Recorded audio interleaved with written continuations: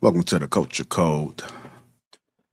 We'll go ahead and introduce the panel, man. We got Mr. Trail Smooth, True Table, Willie, Fresh Maker, Cloud Jones, Aaron, Hink, straight like that. Me, myself, Lapeef. Welcome to the Culture Code. How you gentlemen doing tonight? Going good, my brother.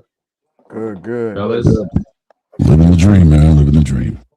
Oh, that mic is hot, Aaron. Okay. Yeah, you got to turn that gain down a little bit. Mic check. A little better. Much better. Good mic, Clout. As you guys come in, hit the like button. Also, make sure you subscribe to the channel. What's going on? Edward Gilbert. We got Sir Nick 96. Mr. JJ 6534 says, because of all his bad moves lately, she has all the leverage now. Career on rocks for him. And if he leaves, she gets probably more than half he played himself. Dedicated to my children's future. This is the best sound like Philly Soul. We talking about the intro music. What up? R324V6. So shy again, get the likes up. That's right. Get the likes up as you guys come in, hit that like button. Also, make sure you subscribe to the channel. I'm dedicated to my children's future, 541. Also, remember, says salute to JR, the panel in the chat. Have a great show, everyone. Please hit the like button. Chat is free. Help the greatest network on YouTube out. Thank you. He said, do we see that sermon that Pastor Jennings preached about wicked women? It'll be great for this topic. I might have to try to look up to see if I can get a snippet of it. Anyhow, so we're talking about Jada rejects Will and what went wrong. I know you guys probably seen the clip. If not, I'm going to go ahead and play it for you guys tonight. But Jada's in the news again. She's on the media and she has yet said something about her marriage in the public. So we're going to go ahead and react to that. And directly after that, we're going to go ahead and break down some psychology. I think this is very important because I think men need to vet better. I do think they need to vet better. And so we want to make sure we highlight. I'm not a professional, but I did do a little bit of research just for some discussion. So we're going to be some professionals tonight without the credentials. How'd that sound? Sound good? All right. Again, if you haven't already hit that like button, let me go ahead and play the clip that everybody's talking about. And this is just one of many clips. She's done this over and over again for whatever reason. I don't know why. I don't know what it is, but it seems to be something that's deeper. And the thing about it, too, is we can make some speculation about is she be the keeper, but Will's sticking around. Will's slapping folks. He's doing all type of stuff in order to still defend his wife, which, you know, some people might commend him for doing so. But let's go ahead and play this clip, react to it, and then we're going to have this deep discussion. Here we go. Living together? It's just this beautiful connection. We will. Mm-hmm. Look at that. Not right now. But you will. Yeah. Oh, yeah. That's Why do you say that with such clarity? Because that's what it's going to be. That's where it's headed. Yeah. And you both are on that page. Yeah. And, you know, but right now I really do enjoy my space. Yeah. You know, I've been living alone. I am my mother's only child. Yeah. Right? And so having this time that I've had to myself has been fantastic. Just to get to know me, you know, even to have my house exactly how I want it. I don't have to be like, well, what color do you want this wall? You know what I mean? I can just do it. You're the chooser. I'm the chooser. You're the chooser. Right. So when you imagine your life back together, because I'm sure you've seen it, how does that look to you? We don't know yet. You'll build that. We'll build that. And it'll be something new. I got to run it back, man. I messed it up by putting that over there. So they're going to play well on replay. So I struggle streaming, but here we go. So are y'all living together? It's just this beautiful connection. We will. Look at that. Not right now. But you will. Yeah. Oh, yeah. That's Why do you say that with such clarity? Because that's what it's going to be. That's where it's headed. Yeah. And you both are on that page. Yeah. And, you know, but right now I really do enjoy my space. Yeah. You know, I've been living alone. I am my mother's only child. Yeah. Right? And so having this time that I've had to myself has been fantastic. Just to get to know me, you know, even to have my house exactly how I want it. I don't have to be like, well, what color do you want this wall? You know what I mean? I can just do it. You're the chooser. I'm the chooser. You're the chooser. Right. So when you imagine your life back together, because I'm sure you've seen it, how does that look to you? We don't know yet. You'll build that. We'll build that, and Well, it'll be here's- something new. Let's go ahead and get into it, man. Immediate thoughts about what Jada has just said. Anybody can go first. Par for the course.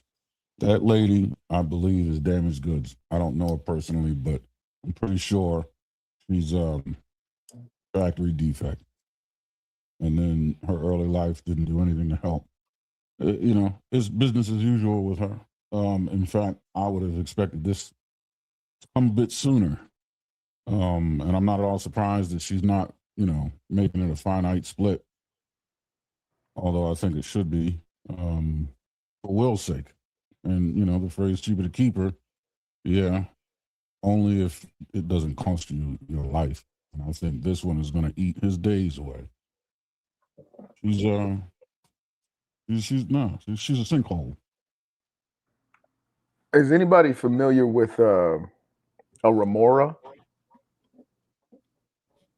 It's like a fish that sucks onto a whale, and it helps to clean parasites off of it, but it is absolutely dependent upon the whale still moving. So I don't know what it is that she is promoting, but I do see a consistency of always needing to bring up the whale, which is Will, every time that she is somewhere. So the reason for probably not splitting is there's a dependency there for relevance. There's a dependency there for income. There's a dependency there for status. So she links onto it and maybe is not sure enough to be able to swim on her own without him. Yeah. And Will doesn't even get the benefit of getting parasites eaten off of him. Right. Yeah, if I was to put on my conspiracy theory hat, I would assume that there's some secrets that she got on Will that he does not want to have put out in the media. Because I cannot think with a sound mind why this woman is still standing in the ecosystem that he built.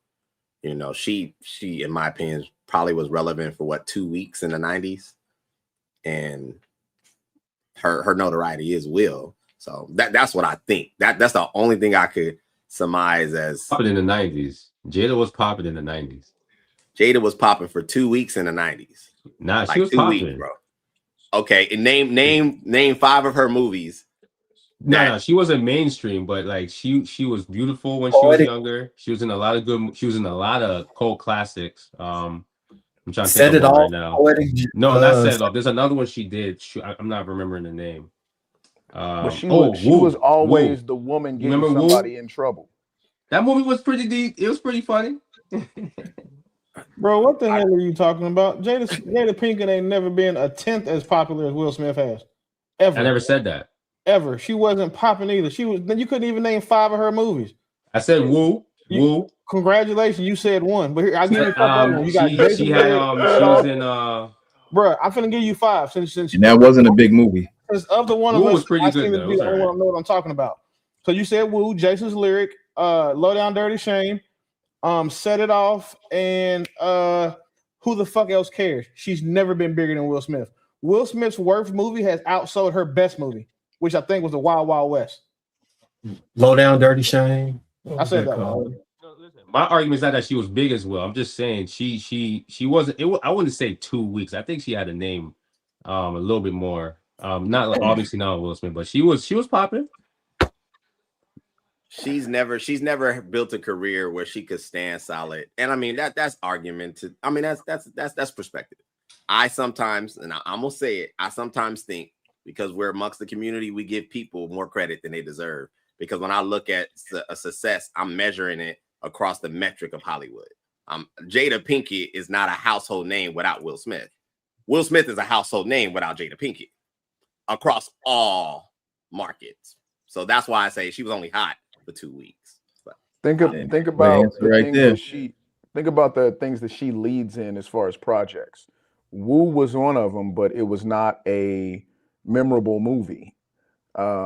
And the only other thing where she is the lead would be Red Table Talk. So her most famous venture came from just squawking and, just being around a table talking a bunch of garbage.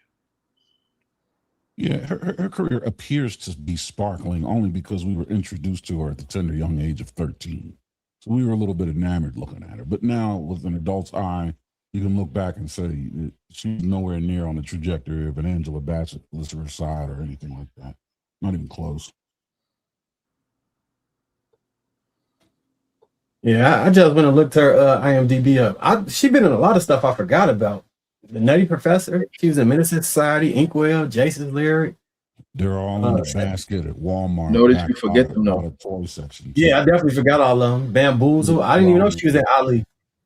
Matrix, both the Matrixes, Matrix, Madagascar. yeah, that was probably her biggest payday. The Matrix. Yeah. The Karate Kid, And Man in Black. Why did she get the Matrix? Girl Trip, all of that's probably revolving around. Yo, there was a time Jada was fine. There was a time before she was fine. She was fine. They approached Will for the Matrix. And he turned it down to do the Wild Wild West. He said it's one of the biggest regrets he has in his career. I'm just saying I know why Will got with her. Now he looks crazy, but she was in, she was in everybody's top 10, I would say. In the 90s. Yeah. She was in everybody's top 10. The top 10 was have titties. She was fine as hell, bro. Jada was in my top 10, bro. We were all 10 to 15-year-old boys. All you had to do was have titties and a face to be in the top 10. We was 10, 15 years old. Exactly. Jada was bad, bro. Like when I was in the 90s, she was bad. I gotta agree with Straight like that. She was decent in the 90s. This revision is history. Nobody's arguing her beauty. Jada Pinkett wasn't bad. Nobody is saying that. What we're saying was she was never it. Like he said, she was popping. If she was, it was because of her beauty, and that's it. And then the only other thing she has now is the fact that she's attached to one of the greatest black actors of an era. That is the only reason why we still talk about her. I agree. That's why I was saying she wasn't like okay. If you're talking about her acting career, cool, but Jada was. I see why Will got with her. I don't know why he's staying with her, but I know why he got with her. I don't see why Will got with her. You know how many other women Will Smith could have been with instead of her that are better and still more relevant than she is? Well, you know what it is, though? With Sanaa Lathan back then, if that's the case. You know what it is with Jada, though? Jada, bro, she crazy too. Jada the one that didn't like him. Sanaa Lathan crazy too, bro. Jada's the one that didn't like him. And if y'all know anything about Will Smith, he's like an overachiever. Like he wants to accomplish everything. And Jada's the one that didn't like him. So I could imagine that attaining her to him would seem like, a big thing to do, because if you look at her reputation, her reputation is for liking a certain type of guy. I remember there was even an episode of A Different World back in the day where she played the exact same role. That, like the role they played is her relationship. Like she was stuck between Tupac and the preppy dude. Y'all know what I'm talking about, the light-skinned dude or whatever. And it's like that's been that role is a representation of what's going on with their relationship now. It's like I think Will just wants to be able to say he had that girl that he wouldn't have been able to get. Yeah. Will Smith's first wife looks better than Jada Pinkett. But she liked him. Yeah, I think Cloud on to something. I talked about this shit before. Can you hear me? Yeah, go ahead. Yeah, I think Cloud on to something. I spoke about this before when I was talking about like dudes from the suburbs that come to the city and then fall in love with girls that look at them kind of like they lame. For whatever reason, I don't know why they be attracted to girls that's more gangster than them, but the niggas they really was attracted to them and they be trying to get in relationships. And I just know them girls, so I know what they thought of the dudes that was coming from the suburbs to date them, that they was sweet. But them dudes steady to be out there, proud that they dating a chick from the city and dealing with all type of crazy shit when it'll go down. But they seem to be attracted to that shit or was looking at it as a badge of honor, or something that, like Klaus said about being an overachiever, that they trying to make her the one, make themselves the one that she would like, even though they, you know what I'm saying, they just not her type. They gonna be the one to transform her taste into being with him. He gonna go through hell trying to prove it. And then if it don't never prove, it's just gonna be a long string of him getting drugged through the mud like how Will is right now. And the part of the city that Will is from isn't, we'll say, very effervescent. It's a little bit calm compared to North Philly, which is pretty much Beirut. What you thinking, Trev?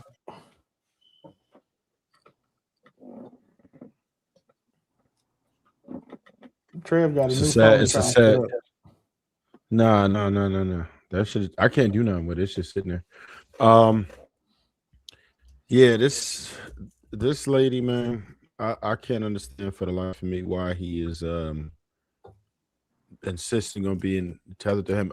I did hear something that he said before, right? Like he is extremely afraid of failure, and I think that he is in the marriage more so because he is petrified to fail at it. But in my opinion, he already did. He already did. You are with a woman who has publicly disrespected you infinitely. I've never seen such disrespect in my life. To me, I think it ruins his brand. It ruins him as a man. He probably could have done, not to say he has an illustrious career, we know that, but I think that he could have even taken it to another level if he had a woman who would have been more supportive instead of trying to be in the limelight. And I think that she has penis envy and she just really wants to be in competition with bro. She wants to be at least half as relevant as he is. And she knows as long as she's like, because when you think about it, you have to look at what's the thought process. Why would you go on there? You know what this does to him. You can see him, his face anytime he's with her. He's defeated. You can see it in that man's eyes. He's cooked. And she knows that this is embarrassing. She knows that this is degrading. But she's so seductive, she's just going to keep doing it to him over and over and over and embarrassing him and ruining your family name just so you can be relevant. It's one of the most pitiful displays of a woman I've ever seen in my life. I don't think I've ever seen a worse wife than Jada Pinkett Smith. Go ahead, Brother Hank.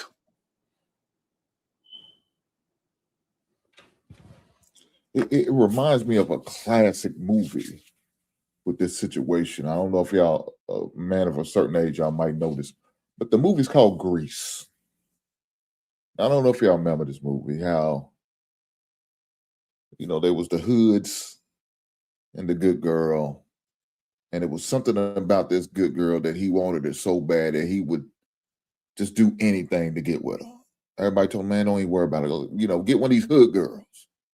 But he wanted that goddamn good at hood girl. And he was willing to change his whole persona in order to do that. Well, same thing with Will and Jada. The same goddamn thing. He made a bad decision. And I know he regrets everything. I know somebody said something about she might have something. Well, what is she going to have over him? Unless he was doing something to a child. Everybody else know he's gender fluid. So what does that matter? Unless he got a body on him where he ended somebody and burned him in a backyard somewhere. What can she hold over this man to make him stay? I don't understand. I'm not for divorce, but man, with all the shit he's getting put through and the disrespect and the mental abuse that he's taking, man, it's not worth it. It's not worth it at all. But of course, she's gonna keep living her best life, and he's gonna keep allowing it to happen. And then they talking about living in two different man, look here, man. If we're gonna do that, you're gonna take care of yourself, and I'm gonna take care of mine. And we'll get together whenever I want to see you or be with you or have sex with you if I want to, or I may go out there and do something else with some other woman. But I'm not doing nothing for her. I'm not providing for her. I'm not going to try to do anything for it. If it's the lifestyle you want to do your own thing on that side of town, I do mine, fine. Don't expect for you to be reaching in my goddamn pockets because you no longer belong to me. You always belong to the streets. Just on paper, you my wife. And that's it. I landed there. Can somebody I just got here. If somebody could tell me the general consensus in the room about the clip. I think they got that arrangement right now. Well, I don't know if Jada Pinkett was moving lips right now. No, I saw the clip. Know what she was I think saying. Will does what he wants. I think Jada does what she wants. I think she's a you witch. want to know what we all think, and you're going to go the Yeah, opposite yeah. way? Is that what you about to do, Mark? What the shit is this, man? Okay, there Yeah, you so go. I saw the Mark ready to save a hoe. Ma, we all think Ready to shit save a terrible. hoe. I think it's as simple as that. She doesn't respect him. Right. We think she's a terrible wife. She don't respect him, and some people You can believe go, he Ma. could What have were you done gonna say, better bro? than her. You know what Mark about to say. No, I don't. I mean, everybody talking at Hear once. you, Y'all bro. can't wait to get at me, huh? I just got here. Do you think, man? Don't everybody speak at once? We can't hear you. Look, Mark, go ahead and save his hoe. You'll find a way.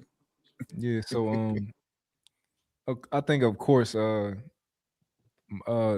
not in my type of relationship, right? The mic don't even want you to say nothing. Yeah, they don't even want you to say hear me? nothing. That's why you can't say nothing now. Yeah, we can hear him. Oh, We can't hear you, bro. Straight can't hear you, but everybody else does. Yeah, I hear him just fine. Oh shoot, my bad. Yeah, of course they're not in my type of relationship, right? But I think a long time ago I kind of understood that I can't hold them to my standard because they've already told us like, yo, we into some weird spiritual stuff and we want to be life partners and fuck other people. That's what I heard. Like I heard August Alsina talk about the situation. He said he asked Will for his blessing and all that type of shit. So I'm like, all right, y'all into some freaky shit, right? Y'all different. Which I kind of don't understand why everybody kind of keep harping on it. Like once I know a nigga is a swinger, it's like, all right, shit, you do you. Like I ain't about to tell you not to be a swinger and like your wife disrespecting you. Like, oh, y'all different. That's what y'all into. Like I think their kids is weird. I think their kids is half gay or gay and all that type of stuff. Like, but that's y'all business. So I kind of like I just always see people circle back around to like how they dislike Jada, and I totally understand it, right? But then we kind of like go a little bit OD when we say like, oh, you know, we comparing her to the acting careers and all that. Like Jada had a decent career.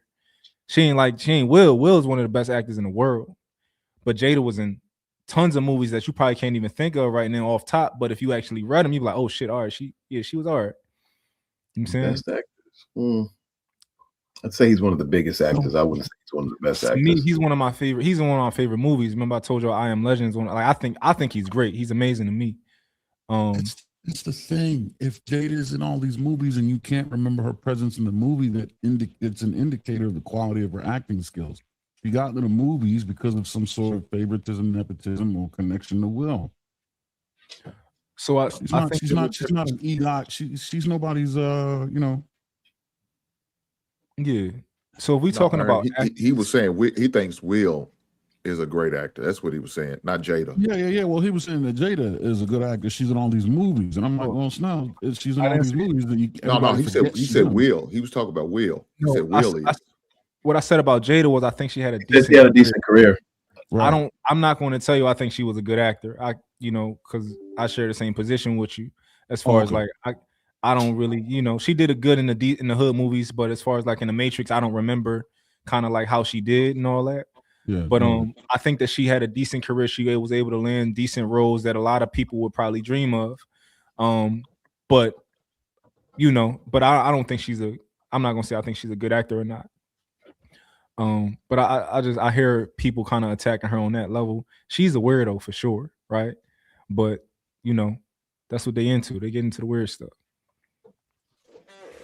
So, Ma, when you say that people really shouldn't be worried about it, I mean, there's more than that she does. Like, I don't know about the whole swinging thing. I do believe that whatever y'all want to do, that ain't for me. But go ahead and have at it. But I mean, that's not how he told the story. When it was at that whole red table thing, she appeared to reveal it to him right there, and he disapproved of it when they were sitting down talking.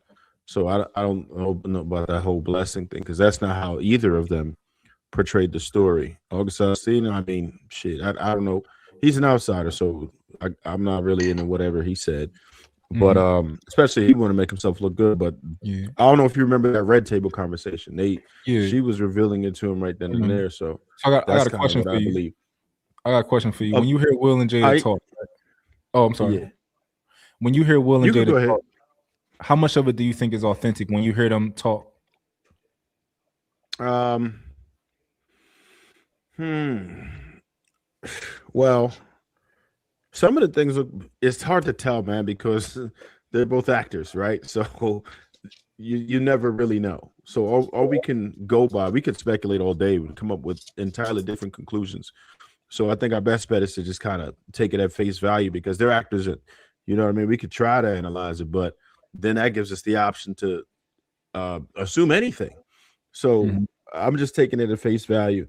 And no matter what the situation is, I think it's absolutely embarrassing, destroys your legacy.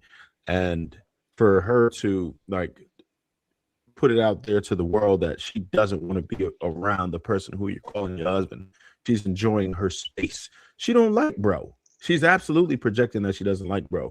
So what does that do? What does that make people think about him? That he doesn't have a good personality. He's not a pleasant person to be around. Just think about if your significant other said she is enjoying her own space and is not ready to be around you. I mean, that should crush you because that's like, damn, this is the person who I think everything of, and they don't even like my ass. That's embarrassing. So this is what I see with them, right? I think that they've essentially they're separated and they've gotten a divorce in my mind, right? However, their claim is that we're at a place where essentially we've gotten a divorce. However, I'm gonna be your best friend for life. That's what I see, and that's what I hear when I hear them talk. When you on your deathbed, I'm gonna be right there.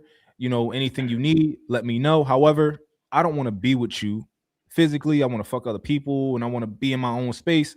However, nobody better not say shit about you around me, to me, about you. That's what I hear when I hear them. Like when I hear them articulate. He's her best friend. She's not But his what best about friend. when she goes in public and speaks in a manner that would embarrass most men? Friends Is don't that do the that. behavior of a best friend? For sure. So my Definitely question not. to you would be, do you feel like it's intentional? Do you think that she thinks that she's disrespecting him or making him, you know, be a certain way?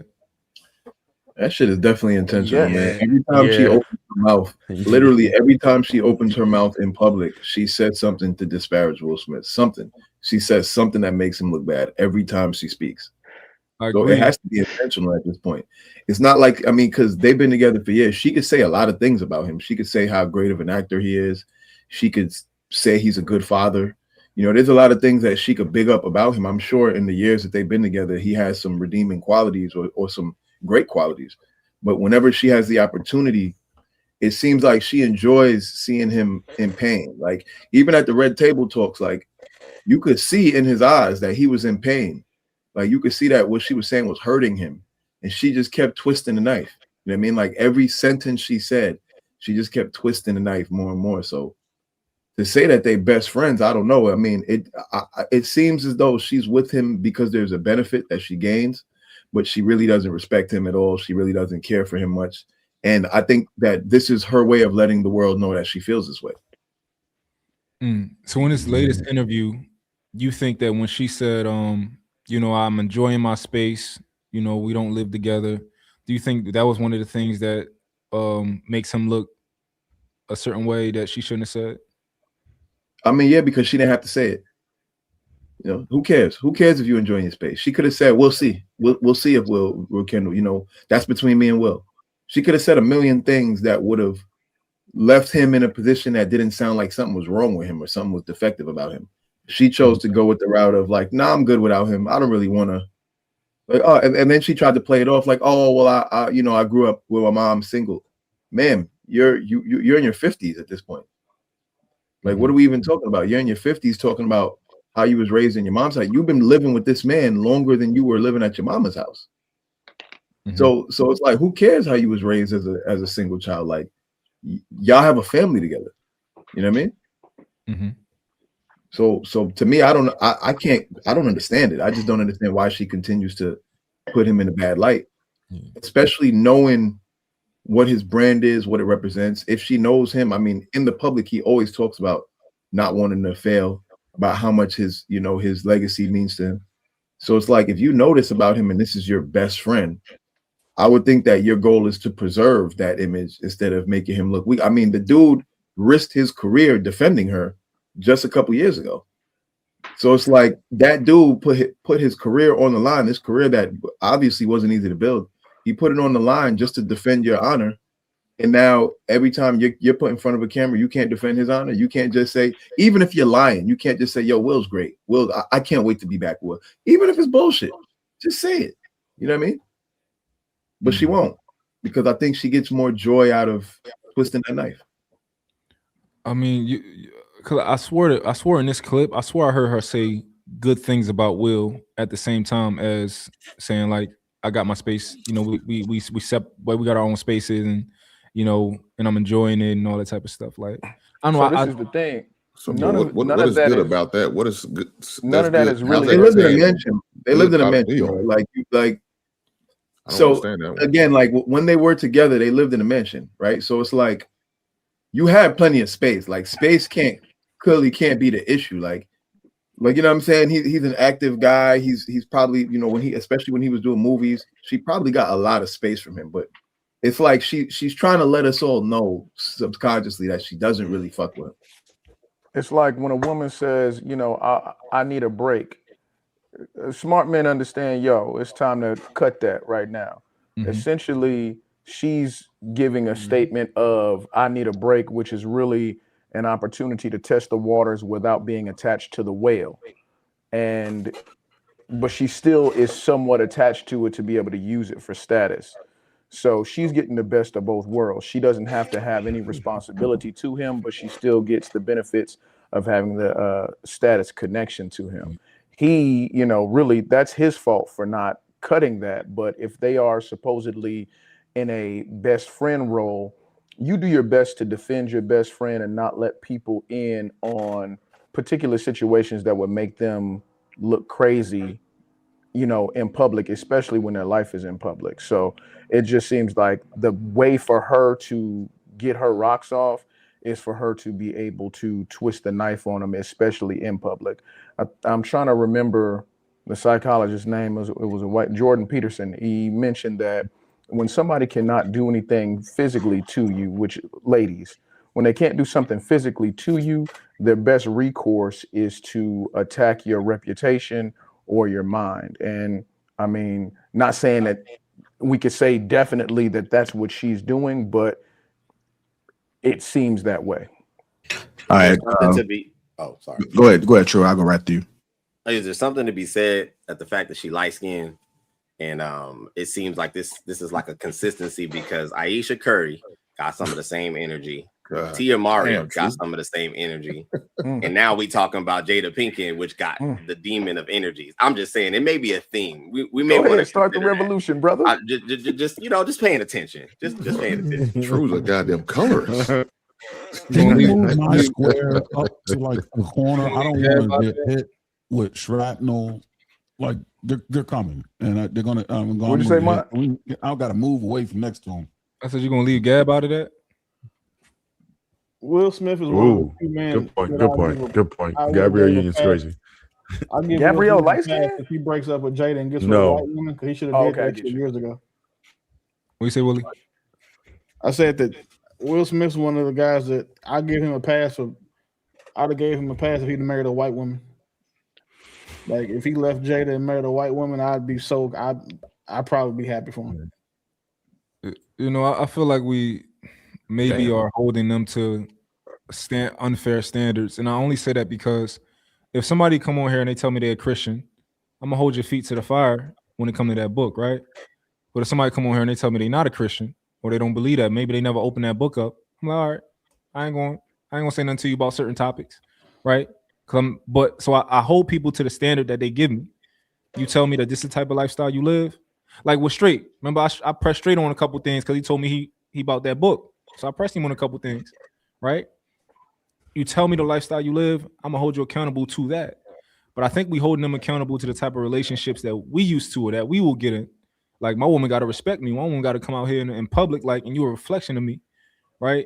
So we know, like, we all kind of can agree on that. I think we all kind of, you know, are in similar style relationships.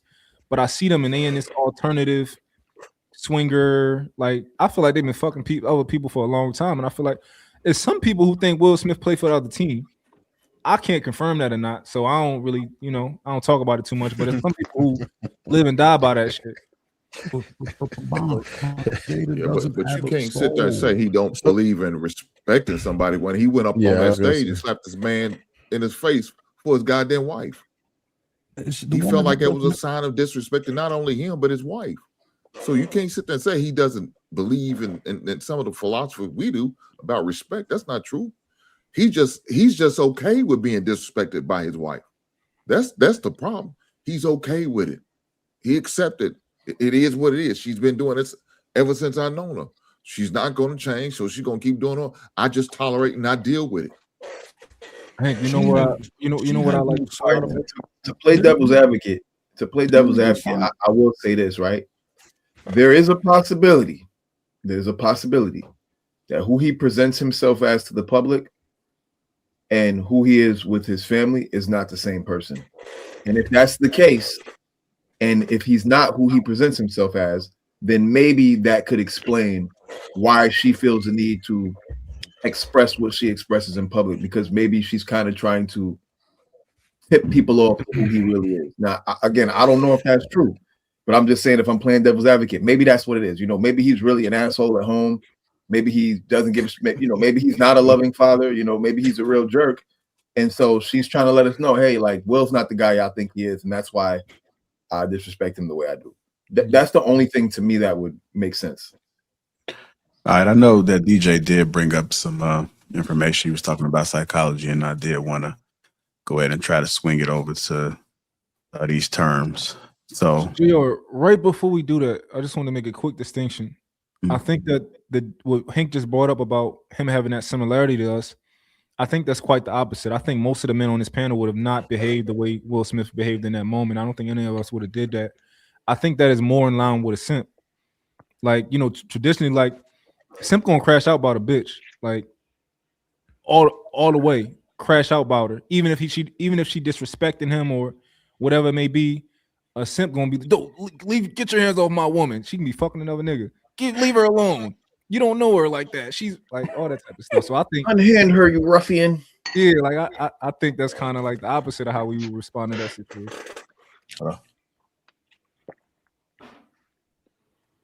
Yeah, but even if that's the case, he still found it a form of disrespect.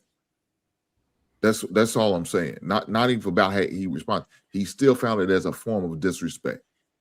Yeah, I was gonna say the way we perceive it is that he emotionally reacted, which we would have stayed in frame.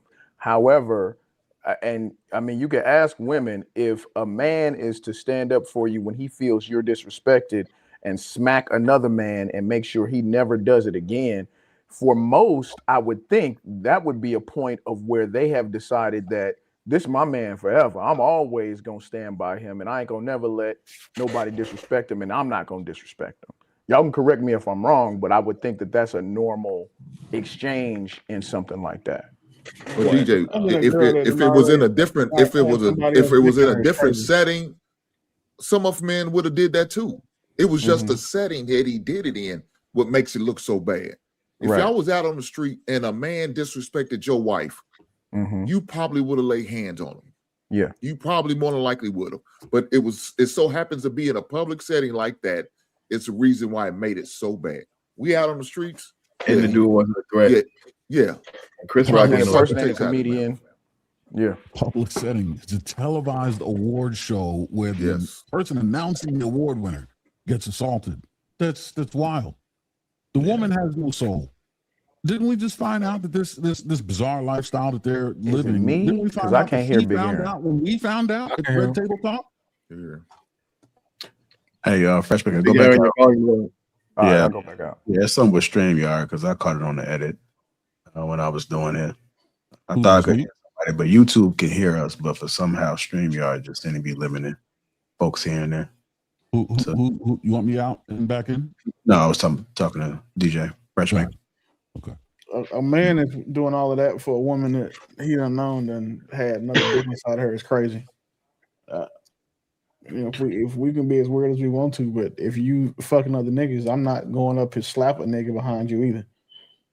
Have one of them other niggas you doing that crash out for. And then two, I'm the checkbook, I'm the brand, I'm the name, I'm the reason why you're even relevant. I'm the reason why you're at this award ceremony. So why would I need to be the one to go crash out when you got underlings? You know what I'm saying? That's blowing your back out. Like that's crazy to me. Like And August not to Alsina mention, the one to go up there and not crash to mention her actions is what made the jokes relevant. Like it was her disrespect with August Alsina that made them the topic of the jokes at the award show to begin with. Yep. And then do you remember the sequence of events? He laughed at the joke initially, and then she shot him a look that he had to reverse course. But his initial reaction wasn't even to like go deal with him. All right, I'm gonna go ahead and introduce these terms. If you guys haven't already hit that like button. Hey, Fresh, can you hear everything? Yep. Thank you. All right, so I think it's important for us to, again, I'm not a professional, but I did bring up some psychology in this dialogue that we're having. So we're gonna name some behaviors. There are two different psychologies happening at the same time. So let's go ahead and bring up Jada, right? All right, so this is Jada's psychology. We have, let me bring up straight before. We have the narrative control, which is she controls how the relationship is presented publicly. We have emotional detachment, also known as blatant attachment. She prioritizes space and independence over connection. Public boundary signaling. She sets boundaries, but does it publicly instead of privately. Relational power imbalance. She holds more control in the dynamic.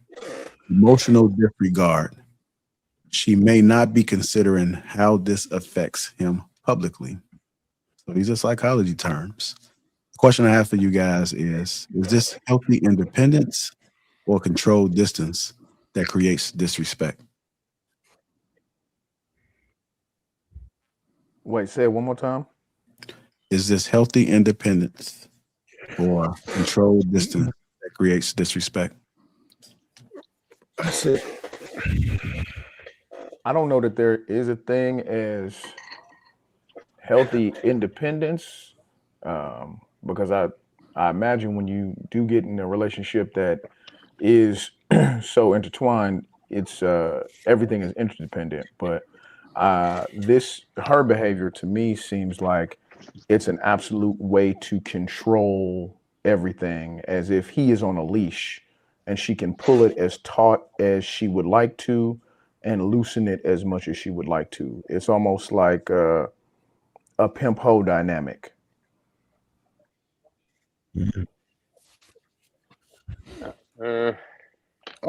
Everything you just listed is what women do when they break up with people. This isn't just Jada. Like this isn't anything that's far fetched or new. This is like, if you look at this is the step-by-step thing that women do when they break up with a man or when they get divorced or just end a friendship. This is the typical woman's playbook. Like nothing about this is special. Nothing about this is like Jada Pinkett specific. This is have a vagina specific.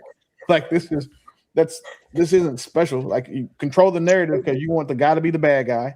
You detach from him so that way you can make what you're doing not seem like it's bad. So you tell people like, well, he was a bad guy. So if I go give this other nigga some pussy, I'm justified in it. The public boundary signaling, like when people can confuse boundaries and rules with each other. A boundary is something that you have for yourself.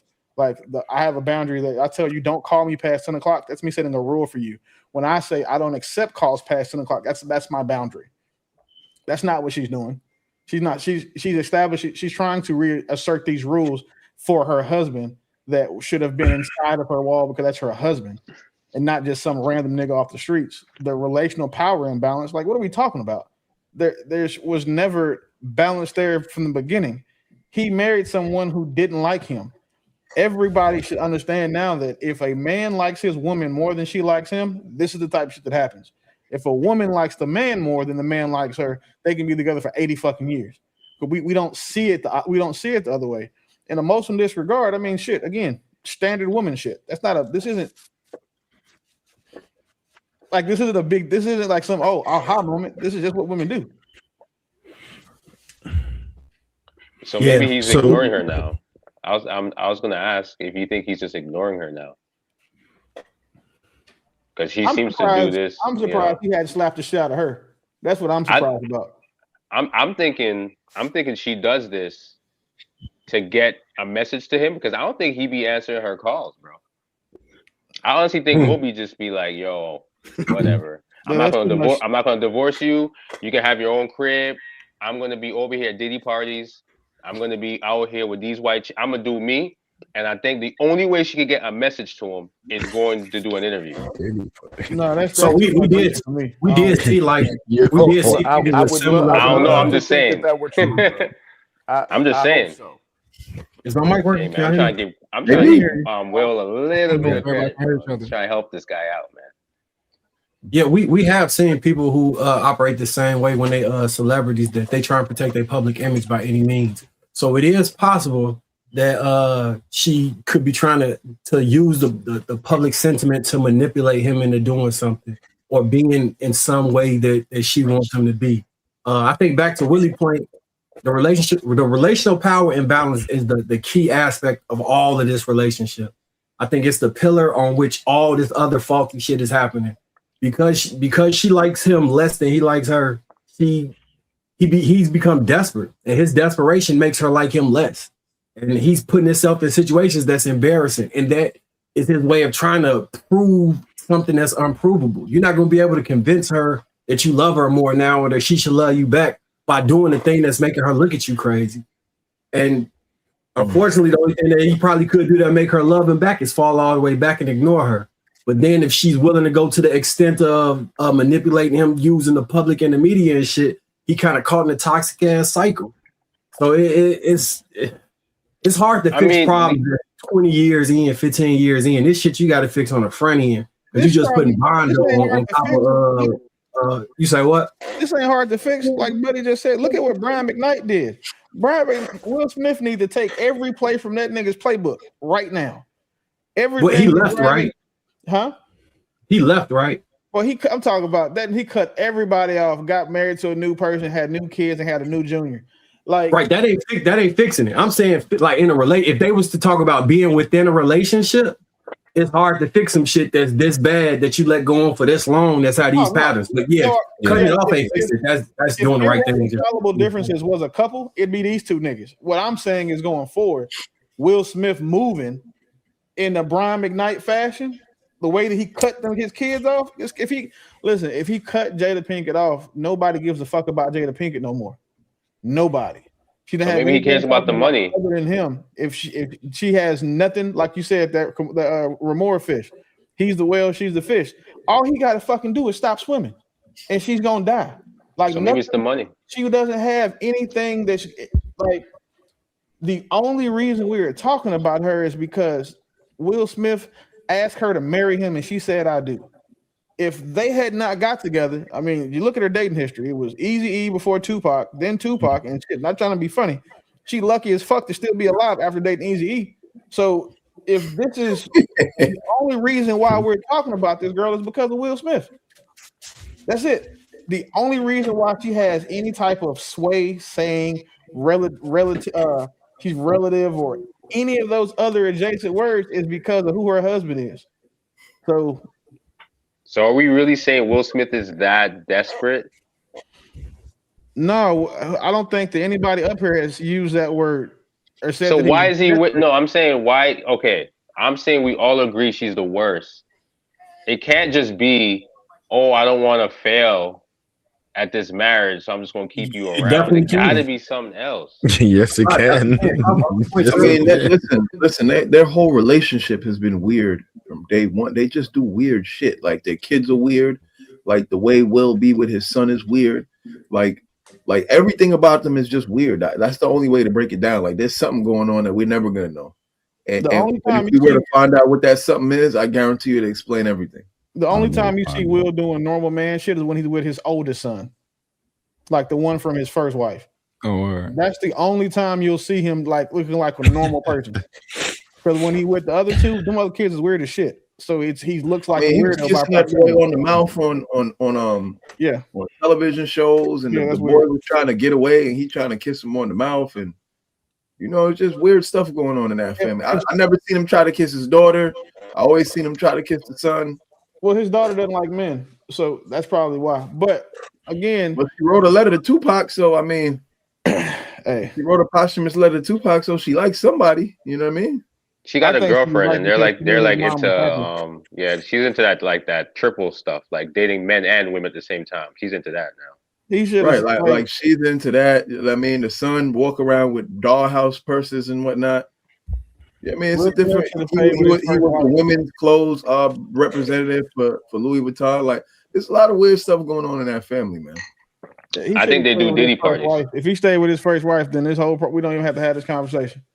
They probably be divorced by now. But if he would have just skipped this Jada Pinkett relationship, he probably would be with Lori Harvey or somebody right now. We'd be talking about that. I think y'all giving Will way too I much mean, he credit. won a Lori Harvey. We don't know what he really into, man. I think y'all giving Will way too. The point is that we would have skipped this whole Jada Pinkett, extending her fucking lifetime and her shelf life would have not been this long had he chosen to stay with his ex-wife or just marry a white woman. I think y'all giving Will too much Ma, credit. we know he's from Winfield, right? Yeah, Winfield. Yeah. Yeah, right. This is a clear case of this woman has a black hole where a soul is supposed to be. They got a black hole where her soul she's Will, you say the solution was him to marry a white woman? I would have so you know how they say when niggas get on, they leave your ass for a white girl. If Will Smith would have did this, I'd give his ass a pass. That's how bad Jada Pinkett is. I mean, honestly, the only time he look happy with a woman is when he acting with white women. Truthfully, look at Focus. In Hancock, he looked happy as hell when he was in not Hancock, bro. Look at Focus when he was in Focus with old girl that plays Harley Quinn. Margot Robbie. Look Margot at the Robbie. chemistry they had in that movie. He didn't have But that she fine chemistry for a in white girl. She Independence Day. fine, bro. He didn't have that chemistry in You Wild can Wild just West. say He didn't have she that fine. chemistry You in don't gotta say Enemy because of the she's State. white. I'm just saying. Nah, for a white chick, she bad, bro. For a white She girl, just bad. fine. Why can't she just be fine? Why she got to be fine for a white girl? She different. We don't She's play different that. for a white chick. She No. different. That's wild, right? Well, we're not giving too much credit to anybody on the other side. However, nope. I'm just saying. I mean, I don't know, man. Margot Robbie though, like that's a you know what I She mean? different, That's bro. Objectively, She got a nice face. objectively, you know She what I mean? different, bro. She ain't like no other white chick. I promise. All I'm you. talking I can't about name is one the white chick. on-screen chemistry. She's not the baddest white. All right. She's not the baddest on-screen white chick. chemistry he had with those We can't everybody. We can't everybody. exponentially higher than he had with anybody else. And you got to look at the other one he been up there with, Regina King. I mean, like he's got a list of black women that he's been on screen with. But even like in Hitch, that chemistry was tougher than when he was with Tyra Banks, Independence Day, Regina King, Enemy of the State. Who else was he? What other movies did he have like a love interest in? Can we really put that on Will with Independence Day? It's not like Tyra is. Yes, because he was already an actor then. It wasn't Tyra. It was Vivica Fox. Yeah, Vivica. There you go. Tyra was my fault. That's 50 Cent XO work, right? So again, the chemistry he has with those other women. I mean, he had good chemistry with Tyra on the show. Nah, he did with Rosario too. If somebody said that, Rosario, yeah, she fine too. Yeah. Ooh, yeah. Rosario is black. She mixed. She's Dominican and black. Exactly. Yeah. So again, we're talking about black women. Why are we bringing up Rosario Dawson? Because she's still not white. She's still not nothing white. about Rosario Dawson. She doesn't identify as black either. So let's still not white. Reason.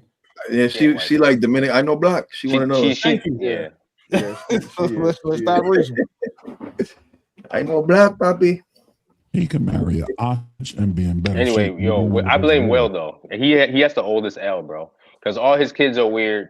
His wife's weird. He's weird. There's two of them. His oldest son. Yeah, his oldest son is normal. Yeah, I give him that one. But he didn't raise that one really all the way because the mom was involved. So yo, I think y'all giving he's Will looking credit. He's looking bad in terms of his family. He got to hold his L, bro. Yeah, I think. How we giving him too much credit?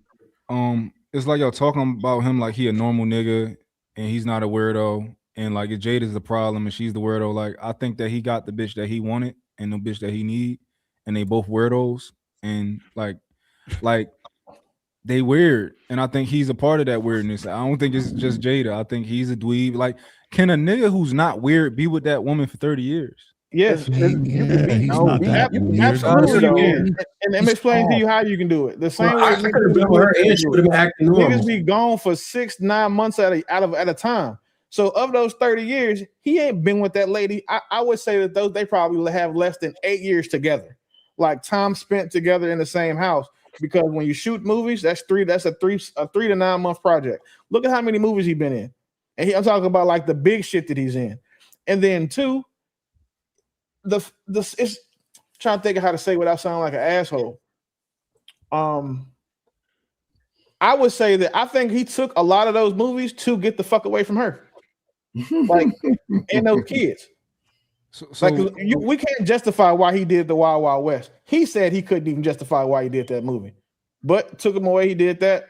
What's that movie? After Earth, the one he did with his son.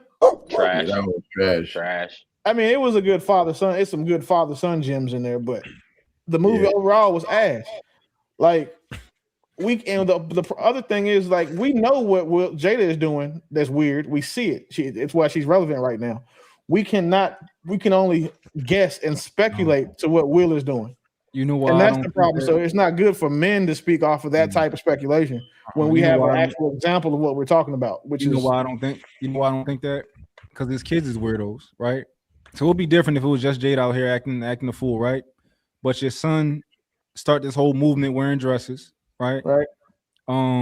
He halfway like boys publicly almost, right? Like it's cool if Jada's just a weirdo and you're not around her a lot, but if your seed and your son come out like wearing dresses and shit like that, where they think they got it from? Will Smith not wearing dresses. Weirdo Jada is going to give. Will Smith not wearing dresses. Jada Pinkett is gonna give birth to weirdo kids. Inverted energy in that relationship, man. There's a picture of them. Y'all probably have seen this picture. It's famous. Like they sitting next to each other at like an award show, and Will got his legs all crossed, and Jada legs were just popped open. Like, you know what I mean, she got a hand on the nuts. Like, yeah, I mean, she just kind of spread eagle chilling, and Will kind of like leaned up next to it with the leg crossed. I don't know, man. They got a lot of weird energy going on, man. They put side by side with that. That shows Tiana Taylor with her dude. The weird that Will has was given to him by Jada. He didn't come to this thing with that level of weird. No, I mean, his first movie was 6 Degrees of Separation. That was his first movie. Wait, y'all can't hear Aaron? No, he knows hell. I've been talking all the time. Can hear him. You might need to turn your mic up, Aaron. But let's not forget, we can understand how Jada Pinkett was weird because August Alsina got a boyfriend now too. So the common denominator between all these weird fucking niggas is Jada Pinkett. You can hear me now? You know, pussy that good. I hear you. I mean, maybe she turning these niggas out. You know, ain't no pussy. That's her thing. Maybe she a dominant woman and she turning niggas out. You know what I mean? I think it's more than likely that she a dominant woman, and I think it's more than likely, given some of the rumors, that she fucking around got the strap, and people who mess with her like that strap, and she keeping that secret while giving them that strap. But since she a hood chick who really don't respect niggas, she with the strap, she's acting crazy when she with them. You know what? Honestly, I think you solved the case. I'm not putting that on. I'm not putting that on. Case, man. I'm not doing that. Yeah, that's it. Wrap it up. We figured it out. Jada Pinkett is strapping these niggas up, and the only nigga she respect is Tupac because he wasn't going for the strap. And that nigga is dead. Like, you know how crazy it is to he have died without taking the strap. Nigga that's dead over more than you. Like that nigga couldn't even take 2 or 3 gunshots, but he done been with this nigga for 30 years. They buried him in G. He ain't take the strap. This woman is doing to Will. This is a Monsanto version. Can you hear me? Yeah, I can hear you. Go ahead, Big Aaron. This is a Monsanto version of what Erykah Badu does to cats, right? Like she changes them. Well, like Erykah Badu's all organic and everything, you know what I mean? Like they're not destined for hell, you know what I mean? But like in this case, this is Lilith, right? She has no soul, but she still has the same impact on a man, and she focused right there on Will and did to Will what Erykah did to these other cats, just completely. Green eyes, John. Big Aaron, green eyes, man. As a Dallas native and Oak Cliff native, Erykah Badu a little more near and dear to my heart. Well, significantly more near and dear to my heart than Jada Pinkett ever will. God bless you. You ask the niggas that Jada Pinkett was with, they all tell you the exact same thing about her, and it's not that spiritual. It's not that she's spiritual in the. It's she uses what she has in a supernatural way, and that's exactly how 3 different niggas explain what it's like to lay down with her. They said it's supernatural. Yes. If I had to pick a chick that I think was niggas with a strap, that picture, if you pull that picture back up, if you gotta pick somebody you think hitting niggas with the strap, and then they turning feminine, I mean that shit looks self-explanatory. A picture worth 1,000 words. That's what that shit's saying. That shit is I got a 12-incher and he love that shit. That nigga was excited about whatever about to happen when they get to the crib. That's so What's crazy about this is like y'all giving Will this pass, right? Y'all giving Will a pass, y'all didn't get Cassie. When Cassie and Diddy was at the Diddy parties doing all the Diddy stuff. Somebody turn their mic off. What's that? Check your picnic, man. Somebody. Who's baby? What is this? Sorry, guys. Sorry. Yeah, mute your shit, big dog. Come on, True. I mean, no, that wasn't true. Who was that? Straight like that? Yeah, I ain't got no little ones around. Nah. True was like, what? Motherfucker hit the whole baby crying. Bro said we didn't give the same pass to Cassie. I want to hear you make this make sense. We might finna be diametrically opposed right now. Let's go. Will is damn near got to be in his 50s, right? Almost 60 years old, right? And we talking about this nigga taking straps, all this other type of shit, right? And we not holding him accountable for taking the strap. We saying, oh, Jada made him take the strap. We can't prove that he did it. All right, cool. But he's in the relationship. He let his kids become gay. All this type of stuff. We saying, no, he's the victim. No, it's not him. I didn't say that. Weirdo too. Nobody said he was the victim. Yeah, he can't help his kids becoming gay. If Jada the primary parent in the household, remember she wasn't doing shit for the entire life. He's not weird. He's soft. It was her idea. He just acquiesced to it. That's weird. The weirdo is Jada. No, y'all forgetting how he got in the game. Are y'all forgetting this? You talking about in the game of 6 degrees of separation? Yeah, I knew somebody's gonna bring up 6 Oh, now, like let's not act deaf, dumb, and blind. And there were lots of rumors about the producer of Fresh Prince of Bel-Air and him. So I don't know if it's true. I don't know what's going on in their house. I have no clue. But when you put pieces together, it's telling a certain story. Wait, so maybe who up here actually watched the movie 6 Degrees of Separation? I didn't. I didn't watch it. I remember briefly seeing. Nobody has, right? Nobody has. And the only reason why people talk about it is because in that movie he kisses a man. That's why I talks about it. So they use that movie to talk about, support that narrative that, like y'all say, he might take. I mean, isn't he like a whole gay character in that movie? If you watch the movie, it's similar to A Talented Mr. Ripley. If you've seen that movie, you understand the difference between those two movies. So you gotta explain because I didn't watch it because I heard the shit was kind of gay. No, for one, you didn't watch it because the shit came out when you was 14 and you didn't give a shit about it. That's one. No, I could have watched it as an adult. I seen that shit pop talk up. about anything that Will Smith did before Bad Boys and Independence Day. Like nobody gave a fuck about it. And this is this is like his second movie. So I would tell you to watch the movie before you use it as a talking point, because it's not going to stand up once you do. All right, let me ask you this: Was he gay in the movie? Is it that movie where he was a golfer? No, that's back. That's the Legend of Bagger Vance. Was he gay in the movie? He was playing gay. Did he have? No. Ain't no play. We don't play like that. Bad man not play them type of way. Bad man. That move too freaky, brother. That's my son. That nigga gay. I remember as a kid seeing, I guess somebody bust in the room, and he was like naked with a dude in the bed or something like that.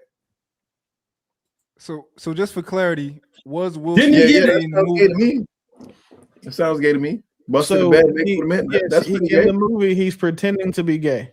Yes. Well, no, I'm just saying. So for most people that probably saw that part, because for me, I immediately changed the channel. But 100%.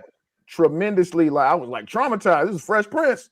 What the hell part of the game is this? And so many of us won't see the rest of the movie after. Why was he pretending to be gay? And then, Why was he pretending to be gay? And then check this out. Another thing y'all got to stop doing with Will Smith is acting like that he came in because of movies. He was a rapper first. Like doing that. Will Smith is probably he's a legendary rapper for the shit that he did when he was doing it. A lot of people forget that. I mean, no, that's a fact. So you can't say that he got on because of 6 degrees of separation, or he got on because he got on because he's talented, and then he took roles that all of us would have not taken, because it's not a check in the world you can get me to like. That's why I would never do a Tyler Perry movie. His I biggest feel like hit if I got is in what? one, he want me to kiss a man, and I refuse, or a bitch with a stiff wig on. I'm not doing either one of them two things. His biggest hit is what? Getting jiggy with it. No, he got some. I mean, getting jiggy with it. Never mind. You know what I mean? That's summertime a classic. I give you that. Summertime was a classic. True, you from California? Are you serious? Yeah, I'm assuming. I didn't follow his career to that point. Once he really got on acting, that's Parents what we know just him don't for. understand. They won a Grammy. They was him and Jazzy Jeff was going crazy. Yeah, he was one of the first rappers to win a Grammy. G. Yeah, but that was a big deal. How they gave him that Grammy? He was one of the first Part of the people to get agenda? played. He was one of the first people to get played on MTV. Like, after Michael Jackson and shit, it was him. Clout, I hear you, Clout. I hear you, Clout. But at the same time, He's a rapper. I hear you, Clout. But the song was the song. Is that why he and used to album turn was his jacket wildly inside out on Fresh Prince?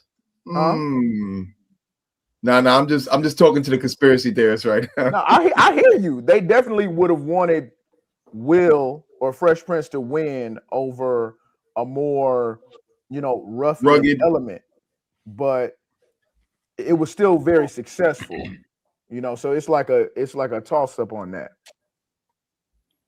Will I Smith definitely is had one of that the album till the tape he's one of the pop. most talented human beings when you think about it. Like when you think about his music that he actually did have at that time, it was iconic, right? mean, he is but a then you genius. think, Well, you said we giving him too much credit, but sound like you. no, giving no, him too no. much I'm goddamn talking about his credit. career. I Is ain't he a talking good about. representation of Philly niggas, Monk? Is he a Is good that why you representation? doing this?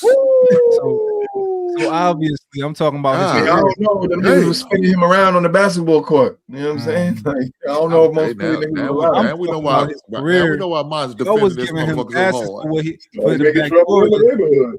I wasn't Mind giving you, him y'all that. go to the same high school. No, I wasn't. No, he from West Yeah, Philly. we're talking about. So we're talking about. Will want to bring up Will's psychology, right? He's from Winfield. All right, I so just this is know he went to Will's psychology right here. Codependency. He tolerates behavior to keep the relationship. Low relational boundaries. He's not enforcing how he should be treated. Emotional accommodation. He adjusts himself to avoid conflict. Learned helplessness. He may feel like nothing he does changes the outcome. Identity enmeshment. His identity is tied to keeping the relationship intact. So the question I have is this love and loyalty or fear of losing the relationship? It's complacency. It's a spell. I think he's a spell. I think he's definitely. At least if he'd have got with Erykah Badu, his kids would have been normal. Yeah, I mean you're right. Well, God bless his soul, man. Yeah, Shout out that's- to yeah, they'd be organic, that's for sure. I think it's a perfect example. I think it's a perfect example of how men and women are different. Because if you reverse the roles of each one of them, this is a 50-year happy marriage. Yeah, that's what I said earlier. Exactly. You said. I mean, to you me, said this happy. This is sounds like exactly what it is. You said happy. Yeah, hell yeah, this is a 50-year happy marriage if you reverse the roles of their personality, right? So her being the one that's setting firm boundaries, her being the one that's kind of in charge of the relationship, her being the one that like I'm not talking about the crazy shit she do. I'm talking about the way they react in a power relationship. Him liking her liking him less, him liking her more, him accepting crazy or other shit in order to make the relationship work, budging on his bound, everything that would make for a 50-year elderly relationship and a man and a woman. They just got their wires crossed. He acting like a woman and she acting like a man. Yeah, but the setting of boundaries and stuff, that was a public display of setting boundaries. That wouldn't fly in any relationship. And she's, you know what I mean? Like, she has no soul. But Big Aaron, men do it all the time. When niggas say shit like, my woman can't go to the club and accept a drink from another man. That's setting a public boundary for her. My woman can't go eat out to lunch with one of her coworkers. My woman, like, niggas, we do this shit all day. We say what our women can't do. We set public boundaries for women every fucking day. Yeah, No, but the but way that setting she public- does it is in a way that disrespects him publicly. That Right. not really Setting a public disrespecting the boundary is woman. different from setting a boundary in public. Bar. You're right. We set public boundaries. She sets boundaries in public. Boundaries really that should be private, personal, and you know, kept, because the boundaries we set are public, so it's okay to set them in public because they're influenced by the public. But private boundaries should remain private. She's setting them in public. That's crazy. Man, all I can say is I want better for Will, man. Will was a role model growing up, and it just sucks to see him getting treated the way he's getting treated. You know what I mean? Like, it sucks to know that his wife made a show just to invite him on to tell the world that she was fucking a man half her age. Like, yeah, it's just sad. That's all, man. That's it. That's a crucifixion, boy. That right there is brutal. Okay, why would he take that interview? I don't think he knew what was coming with that interview. I think maybe she was just like, There's hey, no you know, way, come bro. on my show. You know, let's talk about some things. And he was probably like, yeah, I'm being a supportive husband. My wife got a project she's working on. I want to come and be supportive to her project. And then she chose to bust out the. They recorded that and uploaded it. Hold up, we talking about the Red Table Talk? Yeah. Hell no, Uploaded that was right after August Alsina dropped the like we It was they almost dropped like the bomb damage about that shit. control. Yeah, that wasn't no. Why would he Maybe do that? maybe he thought it would be damage control, you know, but then it came out. Then she just, you know, became famous all right. word. Let me No, ask I you- think she convinced him to do it because she wanted to get her red table popping. Yeah, but let me He was- okay, I gotta get something because I'm listening to all you guys. I gotta get something clarified. Are we saying that we feel sorry for Will, or are we saying Will's an idiot, or both? I'm not saying either I one. think it's a little column A, little column B. I pity the fool. I don't feel bad for him. I don't think he's an idiot. He's a grown ass man who chose a woman. That's on him. I don't feel bad for anybody. I feel bad for what he represents. Like, maybe not for him personally, but for what Will Smith represents or represented for Black people, for Black men, for what Will and Jada represented at a point for Black love and Black couples. I feel bad for that. So what I'm hearing straight like that is he gets a pass. That's what I hear. Give him a pass for what? Nobody's giving him a pass. If he was getting a pass, we wouldn't be trying to put he takes straps or he's saying he gay on his jacket. If he was getting a pass, no, you've been striking all of those down like, oh, we don't got proof, you know. So I get it. Wait, hold on. But Willie, to be fair, I didn't put that on his jacket. Whatchamacallit put it on his security, put it on his jacket. I was just saying maybe that this could be XYZ. I don't know any of this shit to be true or not. I want to be clear on that. So, and I'll clarify what I mean by putting on his jacket then. What I'm talking about is we wouldn't even bringing up these allegations, 6 degrees of separation, that him, you know what I'm saying, sitting with his legs crossed, she got her legs open. If we were giving him a pass, all we would do is be talking about the shit that she did. If he was getting a pass, like that's because look at on the other side, right? When women talk about men, they don't talk about what the woman does at all. Like they don't even mention it. They don't mention her. They don't say, well, maybe she was a hoe. None of that. That's giving somebody a pass. We talking about both sides. So both sides are getting put to getting their feet held to the fire now, technically. Okay, so we've holding everybody's feet to the fire. We brought up all these pieces of evidence, and what evidence? Our determination of these pieces of evidence is like we going at this nigga, right? So this is my question. So what is your opinion of Will Smith? Is it still neutral, like you just said? My opinion of Will Smith has been based on what we're talking about Will Smith for. If we're talking about Will Smith being a role model for, as an actor, as a man, he's done a lot of things that outside of his wife that he is extraordinary at. But when it comes time to like vetting women and picking her husband, I would rather shit my hands and clap to take advice from him. So it's like that's the thing, right? You shouldn't look at anybody in totality when they're they're a multifaceted person. You got Will Smith the rapper, legendary. You got Will Smith the actor, epic. You got Will Smith the husband, remedial. Like that's what you can't put all those together. But even if you did want to average all this shit together, right? So you got an F, an A+, and A+. The nigga still got a B+ as a person if you add this shit. So I don't look at him as he's just one thing. Honestly, the only stain on his jacket is who he picked as a partner. That's it. Jada's the only thing that really brings any of this into question. Like, if it wasn't for Jada, we wouldn't be talking about 6 degrees of separation. We wouldn't be questioning nothing about him. He'd be solid. What else has Will Smith done that? That's not one thing that he don't slide on is the kissing of the son on the TV and all that, kissing on the mouth. That don't slide. But besides that, you know what I mean? Yeah, I will. That's weird too. Because we do got to remember when somebody tried to kiss him on the red carpet, he backhanded him. He did, but the way he did it was real. It was like, yeah. It was like it wasn't like a real slap. Like, stop it. Yeah. I mean, he was on the red carpet. It wasn't like how he smacked Chris Rock. You know what I'm saying? He ain't smacked the guy that kissed him. He was gonna backhand him, bro. He was gonna backhand him. Wait, so y'all didn't see when his security went on Tasha K? It was talking about it was like a girly backhand. Yeah, it was like hey, real quick. If anybody hits you with one of them backhands, you're not gonna hit them with the most masculine straight right hand ever. A backhand is a backhand. Like it was dismissive. Again, y'all people act like Chris Rock was the first person he slapped on TV. It's not. Like Will Smith put his hands on a few people. Really? He definitely smacked that. He ain't smacking with the ferocity. What you talking about? That he smacked Chris Rock with.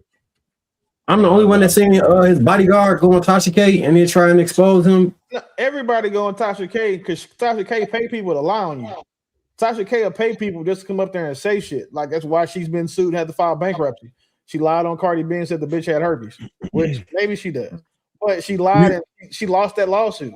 And if you look at everything about Tasha K, the only thing she's known for is just being messy.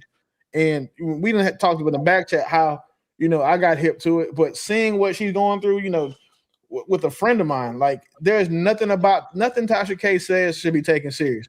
If that bitch says 2 + 2 is 4, I don't believe it. Yeah, I don't know. But to answer,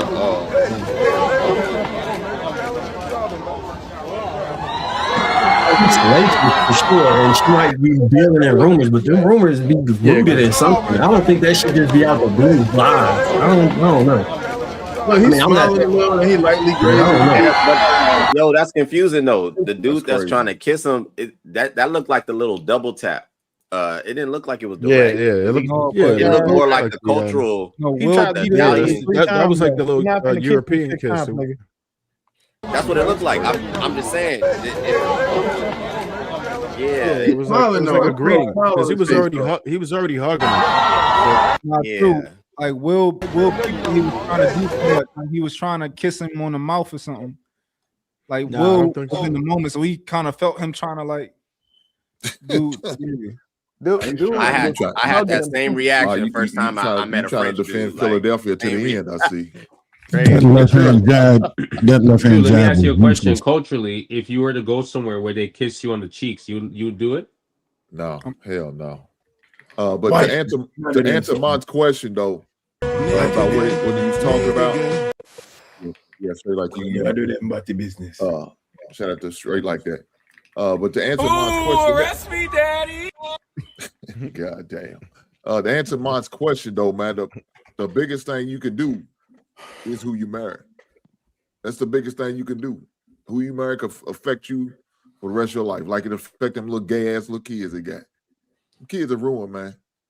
They chose to be little dick suckers, a little muffin munchers. That's on them, man. Because he got a bad wife, and she didn't help the situation. She helped produce them little bad bastards. So yeah, that wife thing, that's the worst. So you ask what's successful, and you give him a grade. Hell no, his personal life is terrible, terrible. Now his professional life, I can agree with you. He did what he needed to do in his professional life, but in the personal, hell no. So I give him a C if I had to give him a grade. I mean, he's good. He's a good example for like young men to see, like, hey, the woman you marry really matters.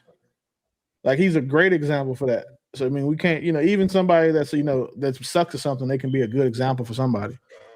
Like, are we really judging men off their personal though? I mean, there's so many legends that came before him that had trash relationships. I mean, trash. You have to though. You have It depends. Yeah, because this is seriously in the spotlight, and one of the things that we're looking at is that you have to look at how women are gonna view this relationship and think that a lot of these things are acceptable. So you have to denounce these types of relationships when you see it, because you don't want that to be the new societal norm. And that's what they're trying to do. If you look at the places that are covering her, you look at most of these places that she's sitting as feminist spots and people who are trying to push that type of agenda where women are ruling all over you and they're acting like it's normal. They're acting like it's okay. That's the whole thing about it. So you have a lot of young ladies who are watching this and they're setting a poor example. And this is how they're going to approach other men, and it's not going to work. I'm not saying it's not relevant. That's my thing, True. To answer that question, if you single, I'm not judging that you single, right? If you're not married, I'm not judging that you're not married. But if you in a relationship and your woman is disrespectful as fuck directly towards you and you're accepting it, I'm 100% judging you. If you're in a marriage, I'm judging you even worse. I'm thinking you got bad decision making. I'm thinking that you lack discernment. I'm thinking that you don't respect yourself as a man because you're allowing yourself to be disrespected like this and in public. You know what I'm saying? Like, some people have bad relationships and then they go away when they get in private, you know what I'm saying, in public. But this shit it's bad in public and in private. And it's just, I don't respect that as far as how I look at a man, right? You got to cut the cord on a lot of that shit, bro. No, would y'all respect him more if he was the problem? If he was the problem, would y'all respect him more? If he was out here like, yo, I just can't keep my dick in my pants, I'll be fucking these other bitches. No. Well, I'm trying to delineate because the fact is that yes, on a common level, if we're talking about most dudes, I agree. But when I'm saying somebody who's created such a vast amount of success, his relationship typically doesn't deter his position societally. Like, you look at, I mean, Mike Tyson, Michael Jordan, gosh, you can go down the list of people who've been maybe horrible relationally, but that has not removed their like deity-like position in society. That's what I'm saying. On a common level, I agree. But a Will Smith he's achieved success. Go ahead. I'm sorry. Because it hasn't been public. That's what I'm saying. So someone like a Will Smith, like, we're only attaching a bad grade to his person relationally. But we all said you cannot dismiss his work ethic. You cannot dismiss his social impact. You cannot dismiss his societal, a successful level in society. So from that perspective, if we got a man like him, are we really judging them relationally? Because if you look at people that are famous, they don't typically have great relationships. Like, that's just not a thing in Hollywood and those types of industries. They tend to fail. And you don't have to be a great relationship, but Samuel Jackson got a good relationship. No, they judged Mike Tyson though. True, they did. They judged. True, it don't have to be a great relationship. He made a horrible mistake by marrying Robin Givens. Horrible mistake. Yeah, it don't have to be a great relationship, but it determines if you are a respected person. If you keep people around you that don't respect you and then you reward them with relationships and shit like that, I gotta look at you strange. Like, what is it about you that you think that this disrespectful shit is tolerable? And then you continue to put this shit on display. I'm looking at you like, bro, it wouldn't let that shit happen to me though. That's how I'm looking at you. Like, man, that's fucked up. I won't let that happen to me though. I don't. As a man, you don't much better actor than me. I respect. Does anyone know how old they were when they got married? It was pretty young, right? Like, I think he left his first wife to go be with her, didn't he? I think it was like 34, 35. And then Jada was like 20, probably 27 or something. Like, I don't know what the age gap is, but Will Smith was that old when he got married? Yeah, I think he was in his late 30s or mid 30s. Yeah, because he had a first wife. 30. I won't say about 30. 30, yeah.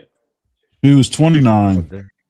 Yeah, 29. Okay. Jada, would y'all prefer that your kid get bullied or your kid be a bully if you had to choose? Be a bully. You gotta choose one. You gotta be the bully, my guy. That's a dumb choice. Neither. No, you got to Obviously, choose. neither, You but have if to. you You don't have to. You choice- said if I you got don't to have to choose. choose. Yes, you Say do. this. Well, say that like I'm not I answering the thought- question, but don't give me an answer because that's you can't participate. Yeah, but I don't know, man. That's 'cause like- that that's bully like, yo, mindset bro, turns into come on, something else that's like later on down somebody the line. saying- So I don't know about that part. Exactly. That's like somebody giving you two stupid choices. You going what does it matter which one you Well, choose? if there's a gun to your head, you would choose. No, I will not. I would say no, bro. Do what you gotta do. Well, I would choose if it was a gun in my head and somebody said, you know, I can kill you, or you can be your kid can be a bully or get bullied. Which one you gonna pick? I say, I'll make him a bully. That's like the idea you can't pick between those is fucking retarded. Because one, it's easy to stop a kid from being a bully. You know what stops a kid from being a bully? Getting his ass beat. You know Yeah, what Jay, stops a kid that's from not like being that no more, bullied? Will. Fucking nothing. Shit. Your son being Honestly- getting bullied, there's nothing you can do. You can put him in all the fucking taekwondo, boxing, wrestling, and he still can get his ass beat because he don't have that mentality. He That's doesn't have that incorrect. aggression to go towards it. No, that's So That's when incorrect. I think I would the honestly rather my psychological kid damage get of being bullied. bullied for years is That's something that incorrect. a Yeah, Will, kid that's is not not it. going to have to go through. Hey, What are you them talking dogs- about? them- Big them- Aaron, Big them Aaron, kids you get had bullied, a don't respond disagreement? like that no more. Yeah, that's incorrect. I was I would rather bullied. my kid I was get bullied. I was bullied first to 8th grade. Went to Valley Forge Military Academy. Came back, whole new bear. I mean, I'm talking about shucking everybody's corn. What exactly? So you became the bully. Pause. Whoa, hold on. Pause. Don't say that, brother. Don't say that. Pause. Shucking corn don't. Pause. What about shucking everybody corn don't sound like something that you Yeah, can't- it's a football expression. But I respect it, brother. I just never heard that the shucking the corn thing is different. It's a football expression. You got to have a coach from the South. I never shucked the corn, man. Yeah, we're Aaron, not I talking knew about what you were wedding saying, Aaron. Don't vegetables. pay these We're not motherfuckers talking no about peeling mind. wedding Aaron, don't vegetables. pay That's them no different. mind, Aaron. I ain't never heard I nobody ain't refer gonna to let him dudes take that away dick from you, man. corn, so I tell know the they kids go your on. So Aaron, big Corn question. shucking out here. That's Well, crazy. hold on. What's the How question? did you Hey, get the Aaron. mentality? Was it just the confidence, So or what? Explain that for I'll us. be brief. In order to understand it, you have to understand where I was in the beginning. I was always big. I was always really big, but I was always non-confrontational. I was an only child. I was very mature. I didn't really like children. I wasn't interested in the things that children were interested in. I was raised by parents, so I became an adult quick in the way I presented and in my taste and everything like that. So I kind of separated myself. And when you're big and non-confrontational, what happens? You become a target. People start to make a name on your ass. And I was also, decent looking kid with light eyes. So the initial response from the girls was, oh, he's cute, he's tall, he's got light eyes. Until now this guy over here is jealous that I'm getting a reaction and he goes to punch me in the face. What the fuck you hit me for? Now the girls aren't interested. Right? So in the 9th grade, I go to a school called Valley Forge Military Academy. You ever see the movie Taps? Yeah, there you go, that one. Learn how to play football. I still don't have any interest in football to this day. Went and played the Division I level, started for University of Maryland. Hate football, right? But I went there, learned the game of football, got trained by, in a military-like environment, I'll say. I mean, it's high school, right? It's an all-boys boarding school. Tuition's $30,000 a year. You learn how to do amazing things. And I came back with a kind of a confidence and a physical ability to back the confidence that people looked at me different. The look in my eye. Like I would lock eyes with people and they take one step towards me and realize, no. You're not the same guy that left out of here 2 years ago. And when they saw me on the football field, literally moving through the population, they decided against, exacting any kind of violence against me anymore. And I wasn't going to try to get payback. Well, for what? You niggas now know what it is. Puberty you're acting right now, and that's the end of that.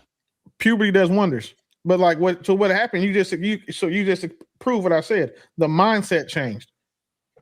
The mindset of a kid who's being bullied is a million times harder to change than the mindset of a kid who is bullying someone. Because unfortunately, there are significantly less bad habits that a bully has than a kid who gets bullied has. Like not taking up for himself, retreating, having always be in flight mode, having no fight mode, You went to a that's easy. military academy, hit puberty, got bigger, obviously, and then while you're in that military academy, that structure and discipline of those men helped change your mindset to be from that more of a sheep to a wolf. No, it was only one. It was one simple thing. It's not that complex. It's not that complex. All you need to do is create confidence in the outcome of, combat. When you engage in fisticuffs, you got to be confident in the outcome. That's all you got to do. All that other stuff is. I was always bigger. I was bigger than every kid since I came out of the womb. I came out of the womb 8.5 pounds, 26 inches. Damn. Yeah. So it's not that. And I was always, self-assured. I was not like meager. I just was not interested. I was not among what was popular, right? I was precocious, we'll say.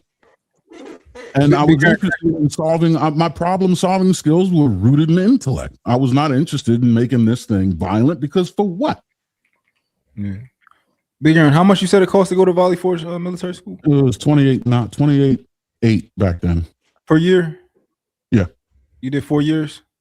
2 years. So okay, so essentially it cost $60,000 to get the bully, make you a little bit more what you needed to be, I guess you can say. No. I don't know that you can make that distinction just because that's what did it. I don't think that means that it's necessary to do that. That's true. Just to change the environment that fosters confidence in the outcome of this physical combat is all you need to do. Yeah, and it's important to know Big Aaron didn't come back as a bully. He came back as somebody with control. Yeah, he came back as not a victim. No longer a victim. You see this a lot with kids when you're coaching sports. Like some kids don't have that dog in them, and there's nothing you can coach to put it in them. So when you look at kids, you can tell the kids who are being bullied, they'll still play sports. Oftentimes they don't have that dog in them. They're not good, but they are very coachable, so they can find success that way. But your superstars, the kids are gonna go out there and score every time they touch the ball. There's an overhead saying putting wood to people, big hit sticks. Those are the kids that are going to either one already have that dog in them, and because of that, they are more likely to be aggressive and or bullies in school.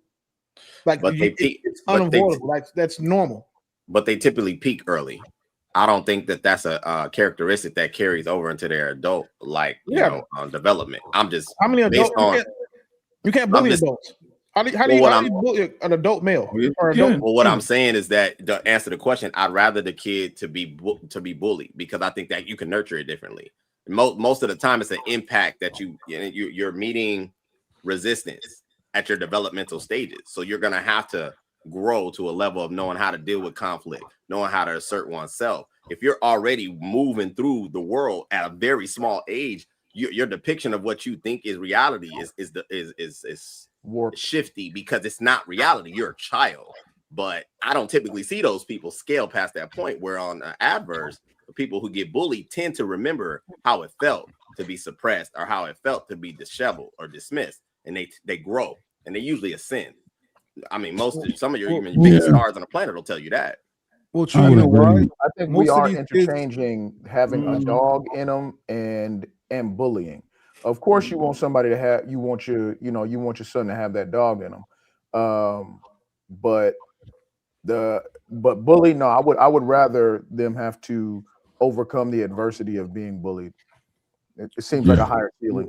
I think y'all basing this off of, like, for example, I agree with True. I think that they typically peak early, but typically bullies don't get their natural that natural dog in them. It's never coached up, right? It's never coached to be utilized the right way. They just become adults who didn't have parents, they didn't have a dad, all that type of stuff, right? But if you took a kid who is a bully, right, who is aggressive and got those traits, and you're like, yo, I'm gonna coach you up, and I'm gonna utilize this in a proper way. I think that I would think that you might have more success than trying to get a kid who already get him. It depends on the kid, right? It can be context matters, but typically it'd probably be easier to do it that way. Most of those kids that ain't how bullying works, though. Yeah, you gotta break a bully. You gotta kick his. You gotta kick his ass. Because if they had that I don't dog know, in man. them, if they had that I dog think in so. them, like you say they have a dog in them, they wouldn't back down if somebody bucks up to them. Right. Maybe bully is the wrong word. They You know what I not mean? they don't have that dog in them like you think. They just Yeah. they Well, were I think pounds the of question- stronger different type of than- I think the question probably could be a little bit more simplified. intimidating in them.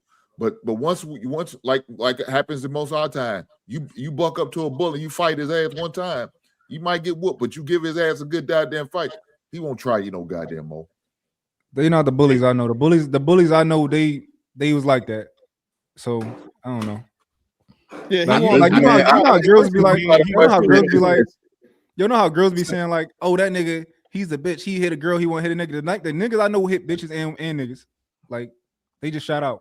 I think you just got to account for like environment. Listen, That's why I mean it's a great question. I've never heard that question posed like that. It's a great question, something to discuss. But I would again, my answer gonna be consistent because I've been pressed at one point, dog or not. It was like okay, you gave me something I have to actually grow past, rise past. But again, I've known bullies. I can refer to them even at a younger age. And when you look at their life and then everyone else's, they typically don't grow past that point. It just for whatever reason they go bully's the wrong word. That's not a bully. bully. The wrong terminology. The real way to ask that question is: you want your kid to be the one taking the honey buns or the one that getting the honey buns took from them? Like you want them to be taking snacks or getting a snack pause? Yeah, you want them to be taking snacks or getting snacks taken from them. Simple as that. Me personally, I don't want my kid getting nothing taken from him. I'd rather him be the one taking snacks and getting snacks taken from him. Me personally. You don't have to have your kid do any of those choices. I don't know what you guys are referring to. You do not have to do that. It's called a hypothetical. It's a I understand. I get the hypothetical. It's not real. But you It's an don't. exercise. It's an exercise. It's not Yeah, a but judgment of your morality or who you are as a person. It's just a psychological exercise. That's all it is. So in tune with the exercise. So my thing is, I probably would fall more into the aggressor side of the game, right? And that can be honed into something incredible if it's honed the right way. And it is a mentality. Now, to true point, there are it's certain things that I just can't allow, and I crash out and probably lose a lot of opportunities based off not being able to let some shit go. Because of the aggressive nature or some shit I'm just not gonna let pass. Like, nah, I ain't going. And I'm gonna go past that point. So somebody that would probably be bullied might be more naturally acceptable to letting some forms of disrespect go for the greater good. And there's some greater good that I just can't get past because I'm gonna crash out.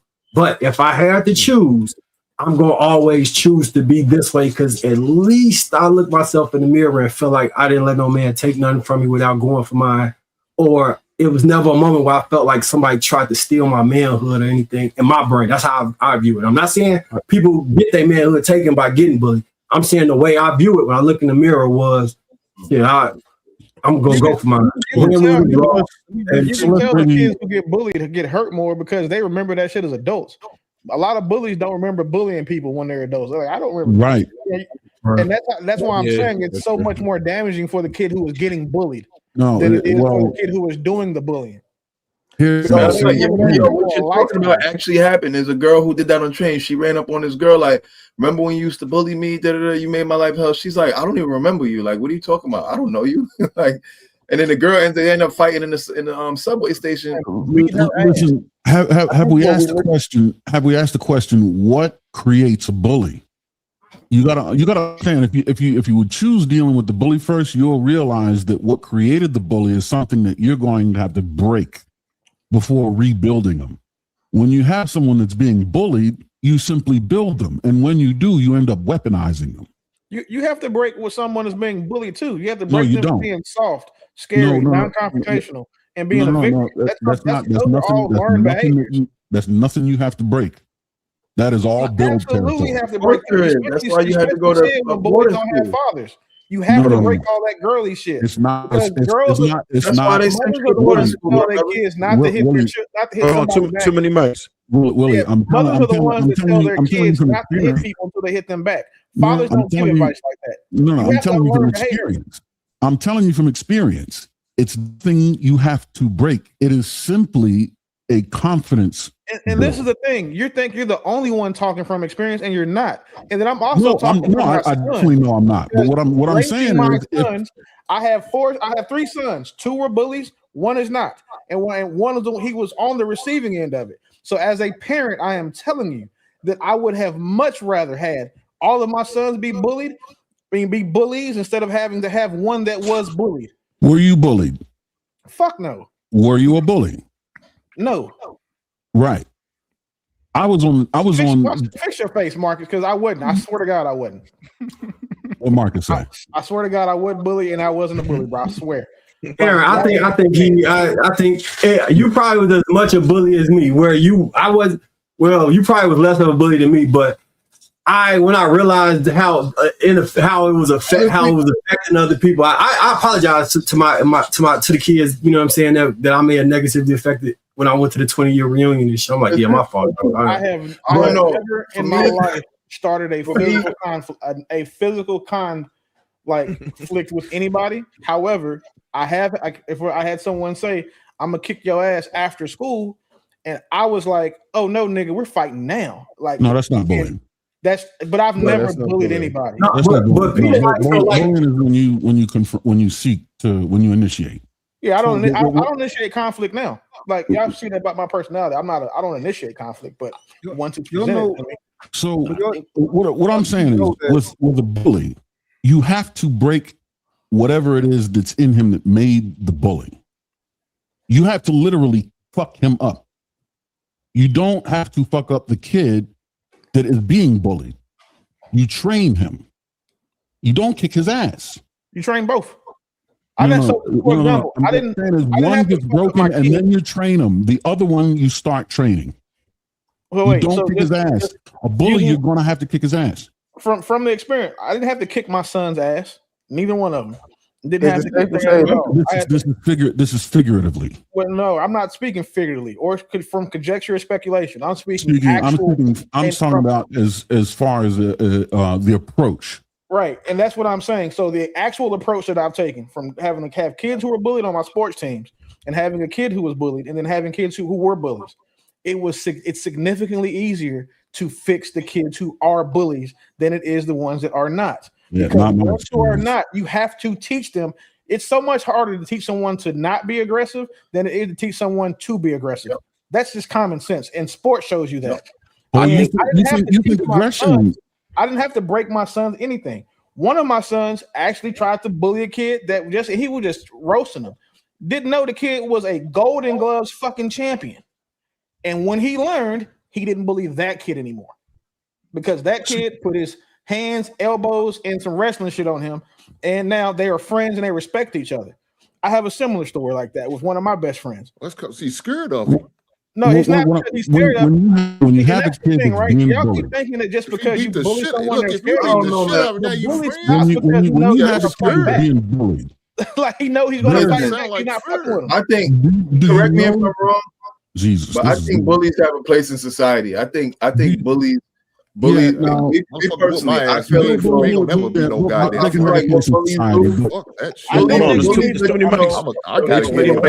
We can't hear anybody.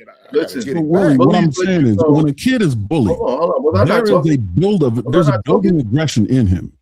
Hold on. You understand what I'm saying? It just has to be unleashed. Yeah, and that's what I'm saying. That's not how it works. That's not how I've seen it work. I've done it. You for yourself one time. I've done it. No. I'm talking about kids. Dozens of kids, and then I'm talking about kids I've coached.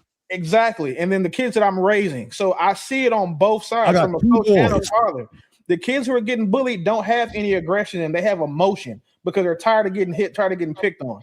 It's rare you find a kid who's getting bullied and have that like convert the emotion into confidence, which turns into aggression. So when the big area, speaking from the perspective of my thing was, if I did kind of think I was playing with people, but they was being emotionally hurt by some of that shit. You know what I'm saying? Like, and then when it came to like, I didn't try and fight smaller people. I was always fighting older or people similar in size, or if you thought you was tough. And one of the reasons was that kind of was how I was making friends, because I was like, I'm getting active out here, and if you're gonna hang out with me, I got to make sure you're gonna go. So you used to have to fight really for me to know if I was gonna be cool with you. And if you gave me a good fight, then we could be homies and shit and move forward. That's kind of how I was moving at a point in time. And then eventually I realized like other people's feelings and shit matter. And it's better not to do that shit and trying. But that took a lot of personal work and understanding, like, and looking outside of myself. You know what I'm saying? And, that's the point that I'm making. It's difficult to put a leash on a kid that is unleashed into being a bully.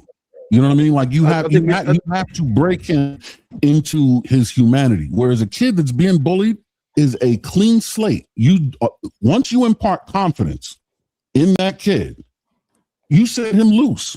That's it. The aggression is going to come with the confidence. Is it easier to impart confidence, or is it easier to limit aggression? It's much easier. It's not about what's easier. It's about what's more effective in the long term. Exactly. So which one is more effective? Limiting aggression. In the long term, building confidence is far more effective than having to limit aggression. Right, and it takes significantly more work than it does to limit aggression. Absolutely. Anything that's good is worth working for. I'm not saying what would be easier. I'm saying which would I rather deal with? More damage, and they take more work than the kids who were bullies, which is my point the entire time. Yeah, but y'all talk about, man, look, these 2026, this shit don't end well for these bullies. That's what I'm saying. It don't end well like it used to. That's the point I'm making. Don't. Because you keep backing this child into a corner, they're gonna fight back somehow, some way. And you might not like when they rear up, because they don't go for the hand, they don't go from the shoulders like we used to do. Oh yeah, that's because they're bullies usually get fucked up in the end, really. If you think about it, if you don't save a bully, you call that person. If a boy retaliates with a pistol, you call him a punk. Wouldn't the bully be a punk too? Why would you pick on somebody you know is weak and meek? That's a waste of my goddamn time. I'm not going to do that shit. If I see Marcus, he's 6'8", I'm gonna try Marcus' big ass and see what I can do with him. I'm not gonna waste my time. You, Willie, you 6 foot. I can't waste my time with you. I got you. I'm about to get this big giant over here. I'm about David and Goliath on this motherfucker. That's what I used to say. There was a lot of people that thought like you, and that's why I was in a lot of fights, yo, because I had the glove. Shit, I hadn't lost yet, and he was trying it, so I was fighting down there every other day. There was this guy in my middle school. But if you talk about somebody weak and mild, and they only answer is to get the pistol, what do you expect them to do? Motherfuckers get tired of getting their ass whooped 5 days a week, getting to take goddamn lunch and milk money. Motherfuckers get and sick bullies of that aren't picking shit. bigger people to bully anyway. That's what I'm saying. They not punks a to thing. me. They pick bigger people. It's rare. It's rare that a bully picks on someone they know will defend themselves that's bigger than them. That's rare. No, you see, you added that. No, you added that. would defeat the purpose of the bully. It's rare that a bully is going to pick on someone who's bigger than them. It's rare. Said if they know they're going to defend themselves. If they know they're not going to defend themselves, the bigger person is going to be the target because it's a reputation builder. How is it a reputation bigger for bullying someone that's big and soft? If no one knows the person is non-confrontational and you're a bully and you go and make an example of that person, you've built a reputation on the fact that people assume the big person is capable. When you yourself know they're non-confrontational, you're taking advantage of something that is not easily identifiable in the person. And who would still think that someone is capable after they've been bullied and they're big? Nobody. Say again? No. Once you're big, you can bully. No one thinks you're capable. Once a bully makes an example of a big person, they've made a name for himself, lock, stock, and barrel, right there. It doesn't matter what the big person's reputation into the future becomes, because even if the reputation is that this big kid does not defend himself, the claim can be made is he was broken by the bully. It's the bully's fault. So I got a question. If we reframe this question, right? I just want to reframe it in a couple ways. So let's say your kid was in high school. Would you rather him be a bully or you rather him get bullied? High school? My answer is the same. I thought that shit was over in elementary. God damn. Yeah, high school. That's not in the conversation. What year in high school? I'd rather a bully in high school because I'm just gonna fuck him up. Junior. Yeah, hell no. You still getting bullied as a junior? No, then I'd rather have a bully just because he's gonna get his ass kicked. That's just coming out of him. I don't know, man. I think I'm gonna always choose the redemption but situation because it should we have been over add by elementary. we add these caveats to make it seem as if it is finite that the person will always be under the thumb. To Aaron's point, it is more effective to build up. To Willie's point, it is easier to bridle aggression. So Yeah, I'm I not would into the rather the character arc of them being bullied. When you are 100%. bullied, you recognize a level of reality that on a couple of different fronts. One, you know what it's like to be under somebody's thumb, and two, you have empathy for others that would come up under it and be more likely to be controlled once you have power. When you don't have both sides of that experience, you would be less bridled in your aggression. Hey, so I would bet that we're all thinking about our sons as we have this conversation. What about your daughters? Would you rather your daughter be bullied or be the bully? Specifically talking about daughters. So when I think about Well, that the daughters, daughters, I don't want my daughter to be no goddamn bully. I think that they are even less. It was going to have been a board day. So I wouldn't She even turned want them into to a be goddamn bull dagger. Yeah, the outcomes for either of those. If my daughter was a bully, see the way my wife is set up, that's yeah, that's gonna go supernova tonight. And if she's being bullied, you're gonna see me in the new. I'm gonna be on the run. There's gonna be bodies. So I don't want to tell you. No, So Will, go ahead. I'm sorry. I was about to say, we're gonna take it up to the adult age because people do get bullied as adults, especially. How? Who? How do you bully Check an this out. adult? Check this out. Your son goes to jail. Do you want him to be a bully or you want him to get bullied? Oh, well, then he go jail. Whatever happens to it, happens to him. Yeah, man. I'm not interested in that. You in jail, What son. your dumb ass get locked up for? Bullied in jail. There's more Survive. That's like saying you go to combat. You want to be bullied or be a bully? No, Why you survive. get locked up? There So are what you get men locked bullied up in for, jail. motherfucker? God There are damn. men getting bullied in jail. Yeah, I'm sure they are. Jail is They a get more war. bullied, but that's a Survive. different conversation. That's That's crazy. it. Survive. That's it. I don't care about bully anything. Yeah, I think jail is a bad example. Yeah, you don't do that in the first damn place. But how do you seriously though? How do you let me try to answer your first question. You were saying, so like I was thinking about my son at first. Like my son, he's 3. He 100% right now is a bully, and he 100% right now is aggressive, and he 100% right now tries to dominate everyone, even me.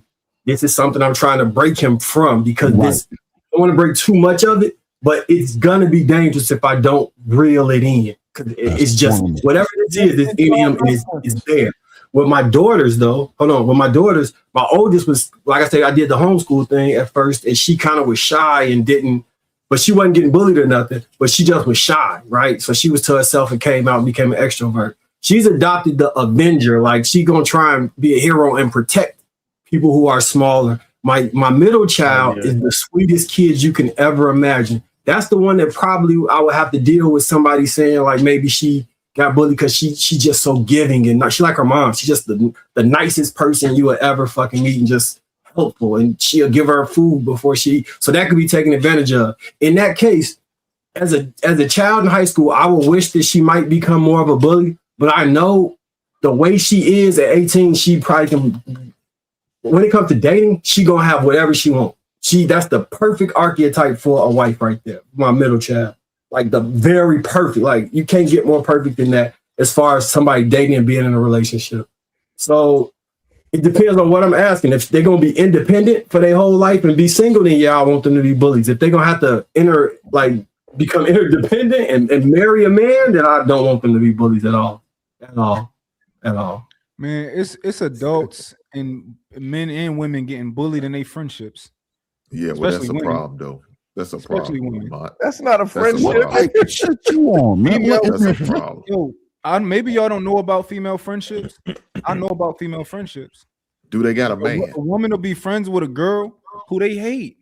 They in competition with her the entire time. They'll hate her. Do they got a man? That's real. No, most of these bitches. Are they in a It relationship? don't even matter half the time. Are they in a relationship? Let's take both. Give me your rationale behind both. Because if they're in a relationship and her man, our husband, is seeing that going on and he's still allowing that to happen, he ain't saying shit to her, he's doing a disservice to that woman. Well, I have just real quick. Why do people keep saying folks get bullied on their jobs? How the fuck are you bullied at work? Your boss can talk crazy to you, make you do extra assignments, keep you there late, disrespect you, make you do overtime, talk to you like you're a peon. But like bosses don't have to respect people a lot of times. And some people will look at their job and getting paid as the ability for that person to do pretty much anything they want to you without standing up for yourself. It happens all the time. That's not getting bullied, though. That's just getting disrespected. Like, but that falls under the umbrella of bullying, though. Will. Like one day, they still talk to me. Like I treated them well, so they fuck with me to this day. You know what I'm saying? I'm like proud of that shit. So that means I'm getting bullied. Aaron's like in Aaron and my situation, like our examples. Give us that same example because there's no physical violence. There's no where is that? How in the fuck is that? The psychological and mental bullying. There's a whole category. People being brought up on charges and sued for workplace bullying. It's a whole category. That was harassment. No, workplace bullying is a thing. Real talk. Like you'll have to take training programs and all that shit. If you management, for sure, workplace bullying is a real thing. People get and even harassment is a form of bullying, though. Will. No, well, can be. Harassing and bullying are two different things. But bullying, there's specific workplace. Can you bully without harassing? You can harass without bullying. But can you bully how can you do that? How can you do that? I don't know, bro. I don't know. Bully without harassing? Yeah. Can you bully somebody? But I think you can harass without bullying. Blackmails. No, yeah, but you need the harassment to be able to bully. No, you don't. In order for you to disturb my peace, because most bullies, they're not just coming up to you, punching you in the face. They're making fun of you. They're antagonizing you. They're trying to get you off your square. Like, you know what I'm saying? That's what they do first. And then they go into physical violence because they figure you don't really want to do nothing. So then, they do that. But you need the antagonizing part first. No, you don't. Straight like that's right, man. Y'all bullied him last week. Did it straight like that? Last Tuesday bullied you. you blackmail allows you to bully without harassment. They can show 100 dance videos. That don't mean that. I need y'all to understand, like y'all fucking labor laws and like workplace rights and protection, because the shit y'all talking about just seems like you niggas just being ignorant victims, especially in the workplace part, not the school piece. That's different. But everything White said, there is a labor law, there is a workplace protection against everything he just said. But even if it's one time, it's still a form of bullying, though, Will. Even if they do it one time and I say, fuck you, I'm gone, I'm quitting. And they're going to say, well, why'd you quit? Well, I was getting harassed and bullied. Like a series of events over time. It's not a one-time thing. Yeah, that's the harassment. But I could bully you once without the harassment. Yeah, that's crazy. Like, niggas at work deal with shit like that. Like, I've never... Yeah, that is that shit is weird to me. I've never thought of someone being like, people talk about your clothes. Wait, what, you in the military? Nigga, you in the military. I was in the military. Listen, you got bullied in the military. You told us about it. Willie, you know they did. Y'all had to raise up the yellow card and every goddamn thing. Pull the cards out your pocket. Real quick, champ. I didn't have that yellow card shit when I went through boot camp. So you tried the fuck out of me. And then no, Willie, don't you remember when you told us about dude that you wanted to fight? Civilians. I'm talking about civilians going to work at these 9 to 5 corporate cubicle ass jobs. I got a serious question. Have we ever bullied anybody at the water cooler? Hell yeah, you get bullied at the water cooler. Bullied straight like that last week. I got a serious question. Bullied straight like that in his goddamn dance video last week. A little bit. Didn't bully him. This is the question. This is the question. Have you seen or have we bullied anybody on the panels that y'all have seen on YouTube, or have you seen somebody bully somebody? Absolutely, all the fucking time. I've seen people get bullied, but I don't straight like that. Speak up, man. They ain't got to silence you. Who got bullied on the panel? Speak up straight like that. Well, to be fair, the only person that's been technically bullied on the panel was when artificial intellectual was going off on him. She be trying to bully him. Oh, well, damn. Damn. But see, No, y'all wanna and call she it- ain't trying Now, to Willie, punch me in the face that's either. not bullying because Mont likes it. Like Mont's into that kind of shit like that. He like that shit. She bullied both of us, Willie. We both was. Yo, JR, I keep trying to tell you to bring me on when she's on, bruh. Like, she funny, bruh. Like, that girl funny. Nah, straight. She gonna eat you alive. Yeah, you come No, on, she you on the panel with her, she gonna kill you because you can't Nope. defend yourself. Nobody, no, but nobody can kill me, You though. gonna get bullied by the I've been men and the called, women. yo, Willie. Hold on, one second, Willie. I need Willie. I want to tell Willie this specifically, right? Nobody, not one of you dudes there can do anything to bully me. It sounds good. Okay. There's no way that chick could come on this panel and bully me because y'all have said the most outrageous. Where he left, but Cloud called me like I didn't shower, bro. He said you was unkept. Straight like that. Straight like that. You would pander too much. You would pander too much to intellectual because you lit up when you even brought up her name right now. So we know the only reason. The reason why I want her on is because Trey. The only reason why I want to talk to her is I want to ask her 2 questions, and after that, I don't care what she says. The only 2 questions I want to ask her is. I'm factoring in that she's Jamaican and he's Jamaican. I'm Jamaican, yeah. So I know what she's talking about. So y'all gonna speak in your native tongue? Well, you're gonna let 2 Martys loose on the panel. We in trouble. God damn, that's crazy. Trey, where you come back straight like that? Don't feel bullied. Come on back. Oh man, my bad. Straight like that. I cut you off. Go ahead, man. Yeah, I think she got gas. But Straight, I think the problem is you have a certain level of delusion that we've all already realized that you have. But we kind of have bullied you a little bit. You just don't think we okay, so now I address Willie, right? Like so a prostitute. I address Willie, so I'm gonna address Mont, right? Because Mont, me and you already have our stuff, right? So here's the thing. I'm telling you, I'm being very honest with you. You cannot bully me. We've kind of bullied you before. That's fine. I don't care about it though. It don't affect me. I know you know you be good. You're a good sport, but we have bullied you. You want a cookie? You feel good that you're a bully? You want a cookie? You were a cookie. Yeah. Was that really bullying? Was that really bullying? If you're hold on, Mont. If you're proud that you guys bullied me, if you're proud that my brothers on the panel bullied me, and you want a cookie for that, bro, my wife will make y'all cookies, bro. No, I'm not proud of it. You proud of bullying me? This is the thing, Shree. You know how, and we not as adults, we're not proud of this, but sometimes it's easy to do, and it is like it's satisfying sometimes. What? Hey, straight like that. Straight like that. Have I ever engaged in the bullying of you? Huh? Have I ever engaged in the bullying of you? Nah, brother. You've been very respectful. Very So respectful. No, Hank's been respectful, fucking JR's y'all been talking respectful. about. But bro, at the end of the day, these dudes met. If Mont and whatever y'all do met me in real life, y'all wouldn't bully me in real life. Why would we wouldn't? Why would we do that? We just we pick on like even interested in that. funny. But I never took it as bullying. That's why I said I never been bullied. But you're saying we did kind of bully you. You're saying you did. A little bit. That's not bullying. That's like somebody new stepping into a space, and maybe they step a little bit too hard, and there's a cultural correction. That's just a challenging of ideas. I wouldn't. You need to Mont, you need to hang around some Jamaican people because I come from the type of bullying I get in my own family is crazy.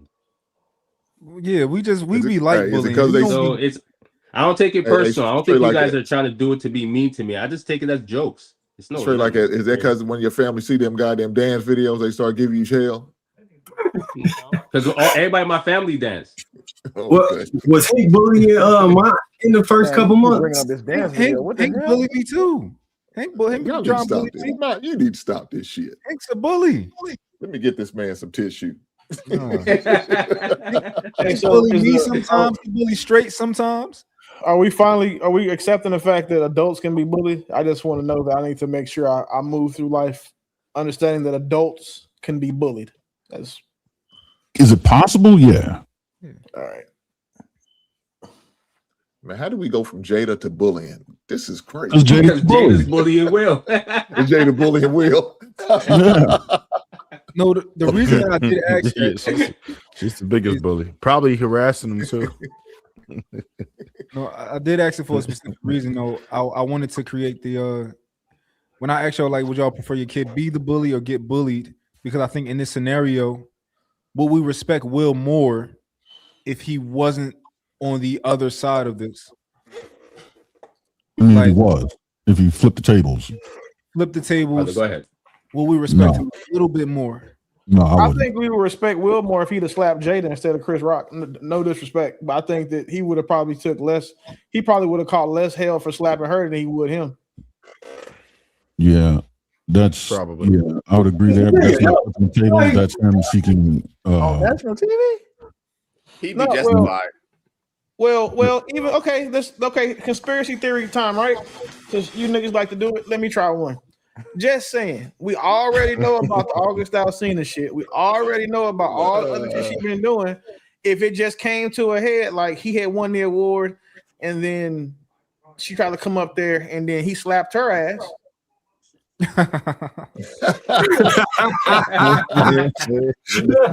Johnny do look like JR doing that shit too. And he got on black Air Forces. JR, is that AR or is that a video of a nigga that look like you? You gotta walk on him. You gotta walk on him, JR. That's AI. God damn. Hey, well, not the Lapeef sweatshirt on too. I wasn't expecting that, big dog. But fair. But seriously, if he had slapped Jada, he got counsel for slapping Chris Rock. I mean, I don't think that it would have been any worse if he slapped her, because a lot more people think he should slap her than think that he should have slapped Chris Rock. No.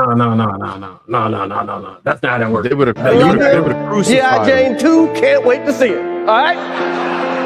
But I don't think you should have slapped him, but I could at least respect you hitting another man. I would just Richard.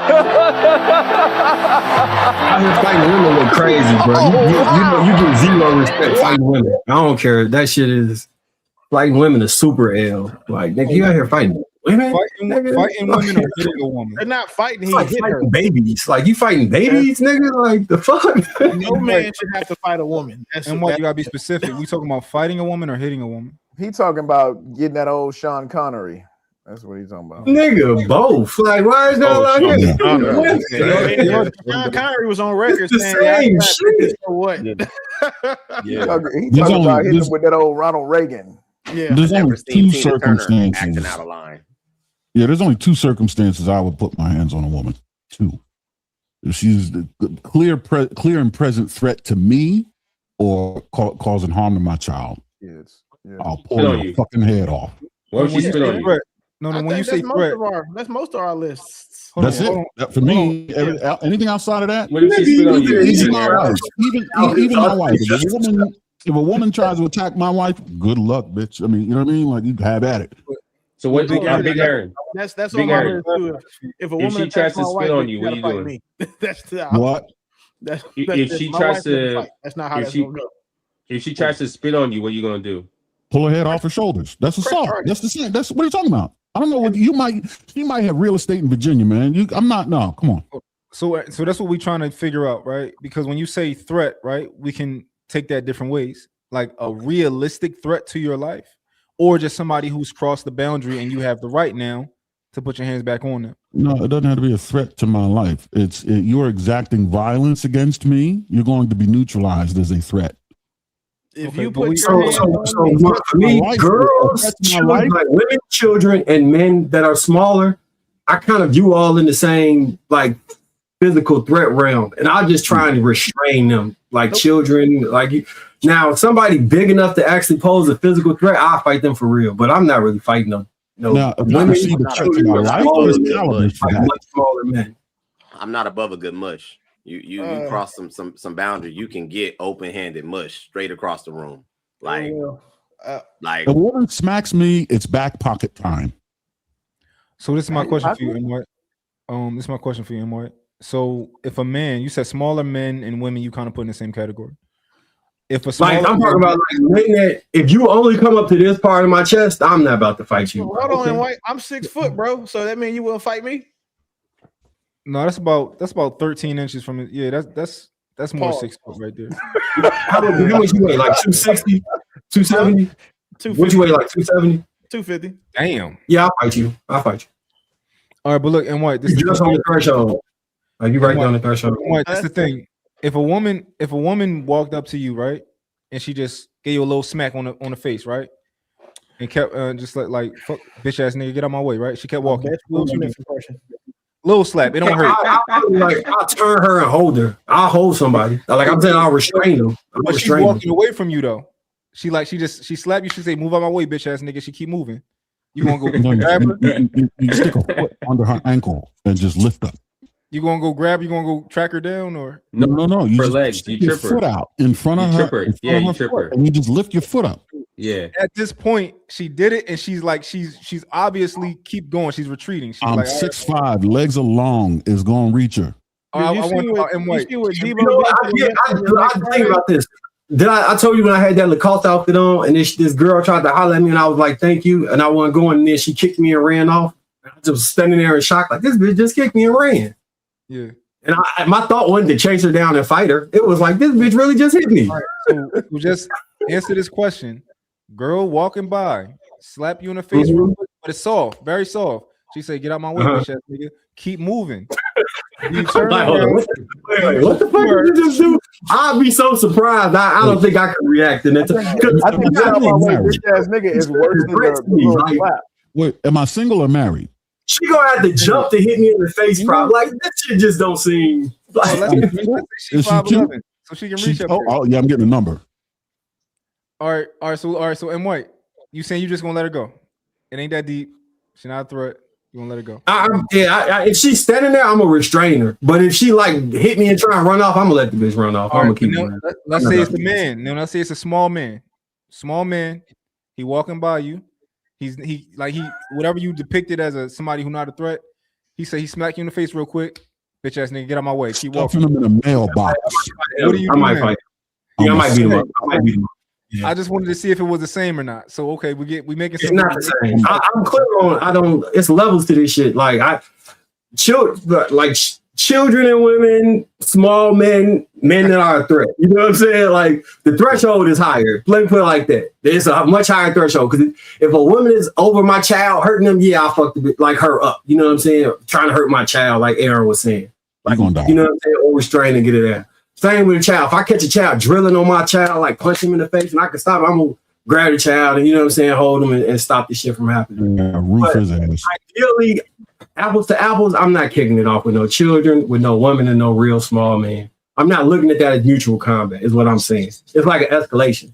Like what I don't know. I just don't see it that way. I could be wrong, but that's just how I view shit. I'm gonna keep it sleeve. Hey, ladies, y'all better try a nigga to think like M. White before you try a nigga to think like Big Aaron, cause Yeah, if you ball up your fist and you try and back me, listen, because there's nothing to stop you. Women, you're intelligent and you're motivated. There's nothing to stop you from moving to a weapon. Like especially if I can't like get out of there without landing one on me. Now, if I can get out of there without you landing one, I'm gonna keep my eyes on you and I'm gonna create distance, right? But if we like in a corner or like on a bus or an elevator or something and you engage, well, let's dance. you put your hands on me, you put your hands on my woman, you put your hands on my child or someone I'm with, you have the full range of physical response that you are liable to get from me. So, yeah, you put your hands on my child, your fucking genetic memory is getting erased from the planet. yeah, I don't believe in that don't hit girl shit. If a bitch hit me, she getting hit back. That's just default. Yeah. I'm not letting none of that shit slide. The bitch was 5'2" before she hit me, so she should have thought about that shit then. I'm not giving her no pass. Small children, cool. Old people, like if they like 80, 90, maybe, but 79 and down, I'll push their ass over too. Like nobody, I don't have sympathy for people who physically assault someone and because the same way if someone physically assaulted you in white, I wouldn't feel like, oh, you shouldn't do nothing back. Like you can't control how someone responds when they've been hit, and to try to control or judge or limit somebody, I'll never do that. So, you know. And Willie, I say this as this is rationally what I think and what I want to happen. Now, if I turn red and can't really tell what I'm doing, who knows what the fuck happened. But that's my plan, is to, not to engage with people in those fields. Yeah. But I also can black out, and anything could fucking happen at that point. Let's say you sitting in a booth at a restaurant and a woman comes with the beer bottle over the top, a southbound beer bottle to the north side of your head. Does she still have the handle in her hand? She grabbed it. She's grabbed the neck. And yeah. I might break the handle. That's that? really important before I answer this. Does she still have the handle, the broken bottle in her hand? Yeah. There's a thing called the Mozambique drill that people who shoot a lot like to run. And it's when you put 2 to the chest, 1 to the head. It would be a real life application of those drills because you have a weapon in your hand. Right. And there you go. Pointed object, legally, you're within 21 feet of me. I can assume that you intend to end my life. So before you do, you will just, hey, this nigga really has been to the gun range a lot. Because the fuck are you talking about? Which is why balled up fists equal back pocket time, to prevent you from going to that place. Because when you go there, it'll be the last place you go. Yeah. So I think that women, like random women, for whatever reason, society has taught them that they deserve the privileges and benefits of the women that we're with, right? So I know my woman, I'll never hit my woman. Even if she hits me, I'll leave her, all that type. Like, I think that's a privilege that I extend to you because of you're with me. So if you want to get all crazy and try to fight me, I'll just restrain you. Even though I know that I can hit you, I'll restrain you, I'll grab you, do all that type of stuff. But a random woman on the street, they think that they deserve that same amount of privilege and like that I should remove my right to hit you back, right? And I think that's a misconception. I think in white, I think you perpetuate that. I think you perpetuate that with the, but I don't think we should extend that privilege to unless we want to. That's fair enough. I'm not gonna say it like I'm not one of these. Oh yeah, I treat everybody equal. I'm biased as fuck. I have clear biases. I accept them, I understand them, and I have logic for me behind why I think that way.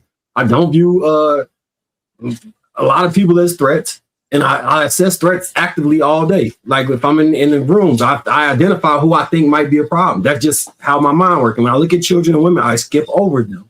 Like it just, I'm not looking at them like, yeah, I might have to let me see what's to this. None of that shit factors in my head. And maybe my threshold is different because I'm actively trying to be a empathetic person. I worked hard to become that way. So that might have something to do with it. It's a whole lot of shit that could be factoring into it. I'm not. Area. You say what? I said I definitely lack in that area. No, and what? Yeah, so is this like I'm trying? Like it's work to get to this point. Why violence ain't and what? Every step of the point. You know what I'm saying? Like I used to be. Is this new? Is this new for you, or you always had this idea that I don't hit women? I never hit no women, but it never really was a thought to me about like, you know what I'm saying? I think I always kind of didn't want to hit women, but before I probably had piece anybody up if it got to that point. Like through the work, yeah. Okay. Yeah, yeah. So, and this ain't a perfect isolation. This is ideally what I would like to do. If you catch me in a scenario and the right circumstances happen, anything liable to happen. You know what I'm saying? But ideally, this is how I want to move. This is in a clear mind. This is what I think. You know what I'm saying? I'm not saying, in a clear mind, this is what I think. I don't view a lot of shit as a threat. In an ideal situation, if someone is going to escalate something to where it's an act of violence, I would prefer that they make it, they just meet the deadly force triangle. I don't want to have a prolonged altercation about nothing. So I prefer the big Aaron bottle over the head with the neck part, because now I have a permanent solution that I can deploy or deploy. I have a cordless hole puncher. Yeah, I'm all about simplifying the checklist because in the moment you don't have time to be. Yeah, it's because you don't have time. Like most civilians, like even most trained people, they don't necessarily want to have to take the time to assess a threat and determine where it is. But if you come at me with something that I know can take my life, then there is no more threat to assess. So again, this cord puncher gets deployed, application of violence, I'm saying, is then, ensues. But what I will tell anybody is the only woman that you should not put your hands on unless you have security cameras and she is actively trying to kill you is a woman that you're in a relationship with, have been in a relationship with, or you're related to, because that's not assault now, that's domestic violence. And the burden of proof for a domestic violence conviction is infinitely lower than the burden of proof for an assault conviction. So, in an assault conviction, you don't lose rights. A domestic violence conviction, you can lose a lot of your rights. So I just want to make sure you put that out there. Interesting. All right, y'all, we're gonna go ahead and close this one out. Real quick, JR. I want people, because Aaron said earlier that Will Smith was from Winfield, but I want people to understand, if you're not from the Philadelphia area, how close Winfield is to West Philly. They're almost like a block away, if that, right? Yeah, well, it is technically West Philly. It's just like the New York has boroughs and shit like that. Yeah, but I know like somebody it might. So is he a good representation of Philly? No. Yes and no. Philadelphia, like a Philadelphian, no. But it's a good representation of how diverse Philadelphia is. But he does not have the grit that Philadelphians are known for having. Like Eagles fans are bullies in the away stadiums, right? He's not that. I think I know my answer and why it's different. But Mont, what you think about what? Is Will a good representation of Philly? Will Smith? Yeah. No. Wow. Wow. We're not gonna say good. If we say accurate of the if it's, he's not like your typical Philadelphian person. If we'll say that. Not how you normally see Philadelphia. Come on. But there's a lot of Philadelphian suburbs, right? You got like your Westchester, your King of Prussia, you got your Upper Darbys and all of that. So it's just one of them type of things where Delaware What's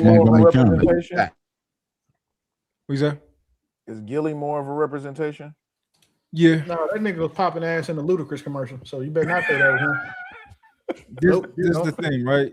Will Smith. If you didn't know Will Smith, if you saw Will Smith, you wouldn't know he was from Philly. If you nothing about him telling him from Philly. Gilly is Philly to his core. Everything about Gilly, the way he talked, the way he walked, like the people that he hanged with, like it's so popping ass is. Oh, I didn't see that, so I can't speak on that. It's not. What he's saying, like his general. It's a dead ringer for Gilly. Hey, they say Uzi is Uzi from Philly too. Yeah, Uzi is different. Yeah. Where's Lil Pump from? People who know Uzi personally, they'll tell you all of that stuff is not how he is. Like they consider him to be like a real nigga. Like that's what they consider him to be. But all of that they say is an act. I don't know him personally, so I can't speak on it. But that's what people say about. People say he's a goon. I think two accurate representations of Philadelphia, and they're both sides. They're two sides of the spectrum. Would be Black Thought and Meek Mills. That's kind of what Philly would look like. You put them together, and you got a Philadelphia. All right, fair enough. I understand what you're saying too. Yeah. Fair enough. All right. We can talk in the back chat.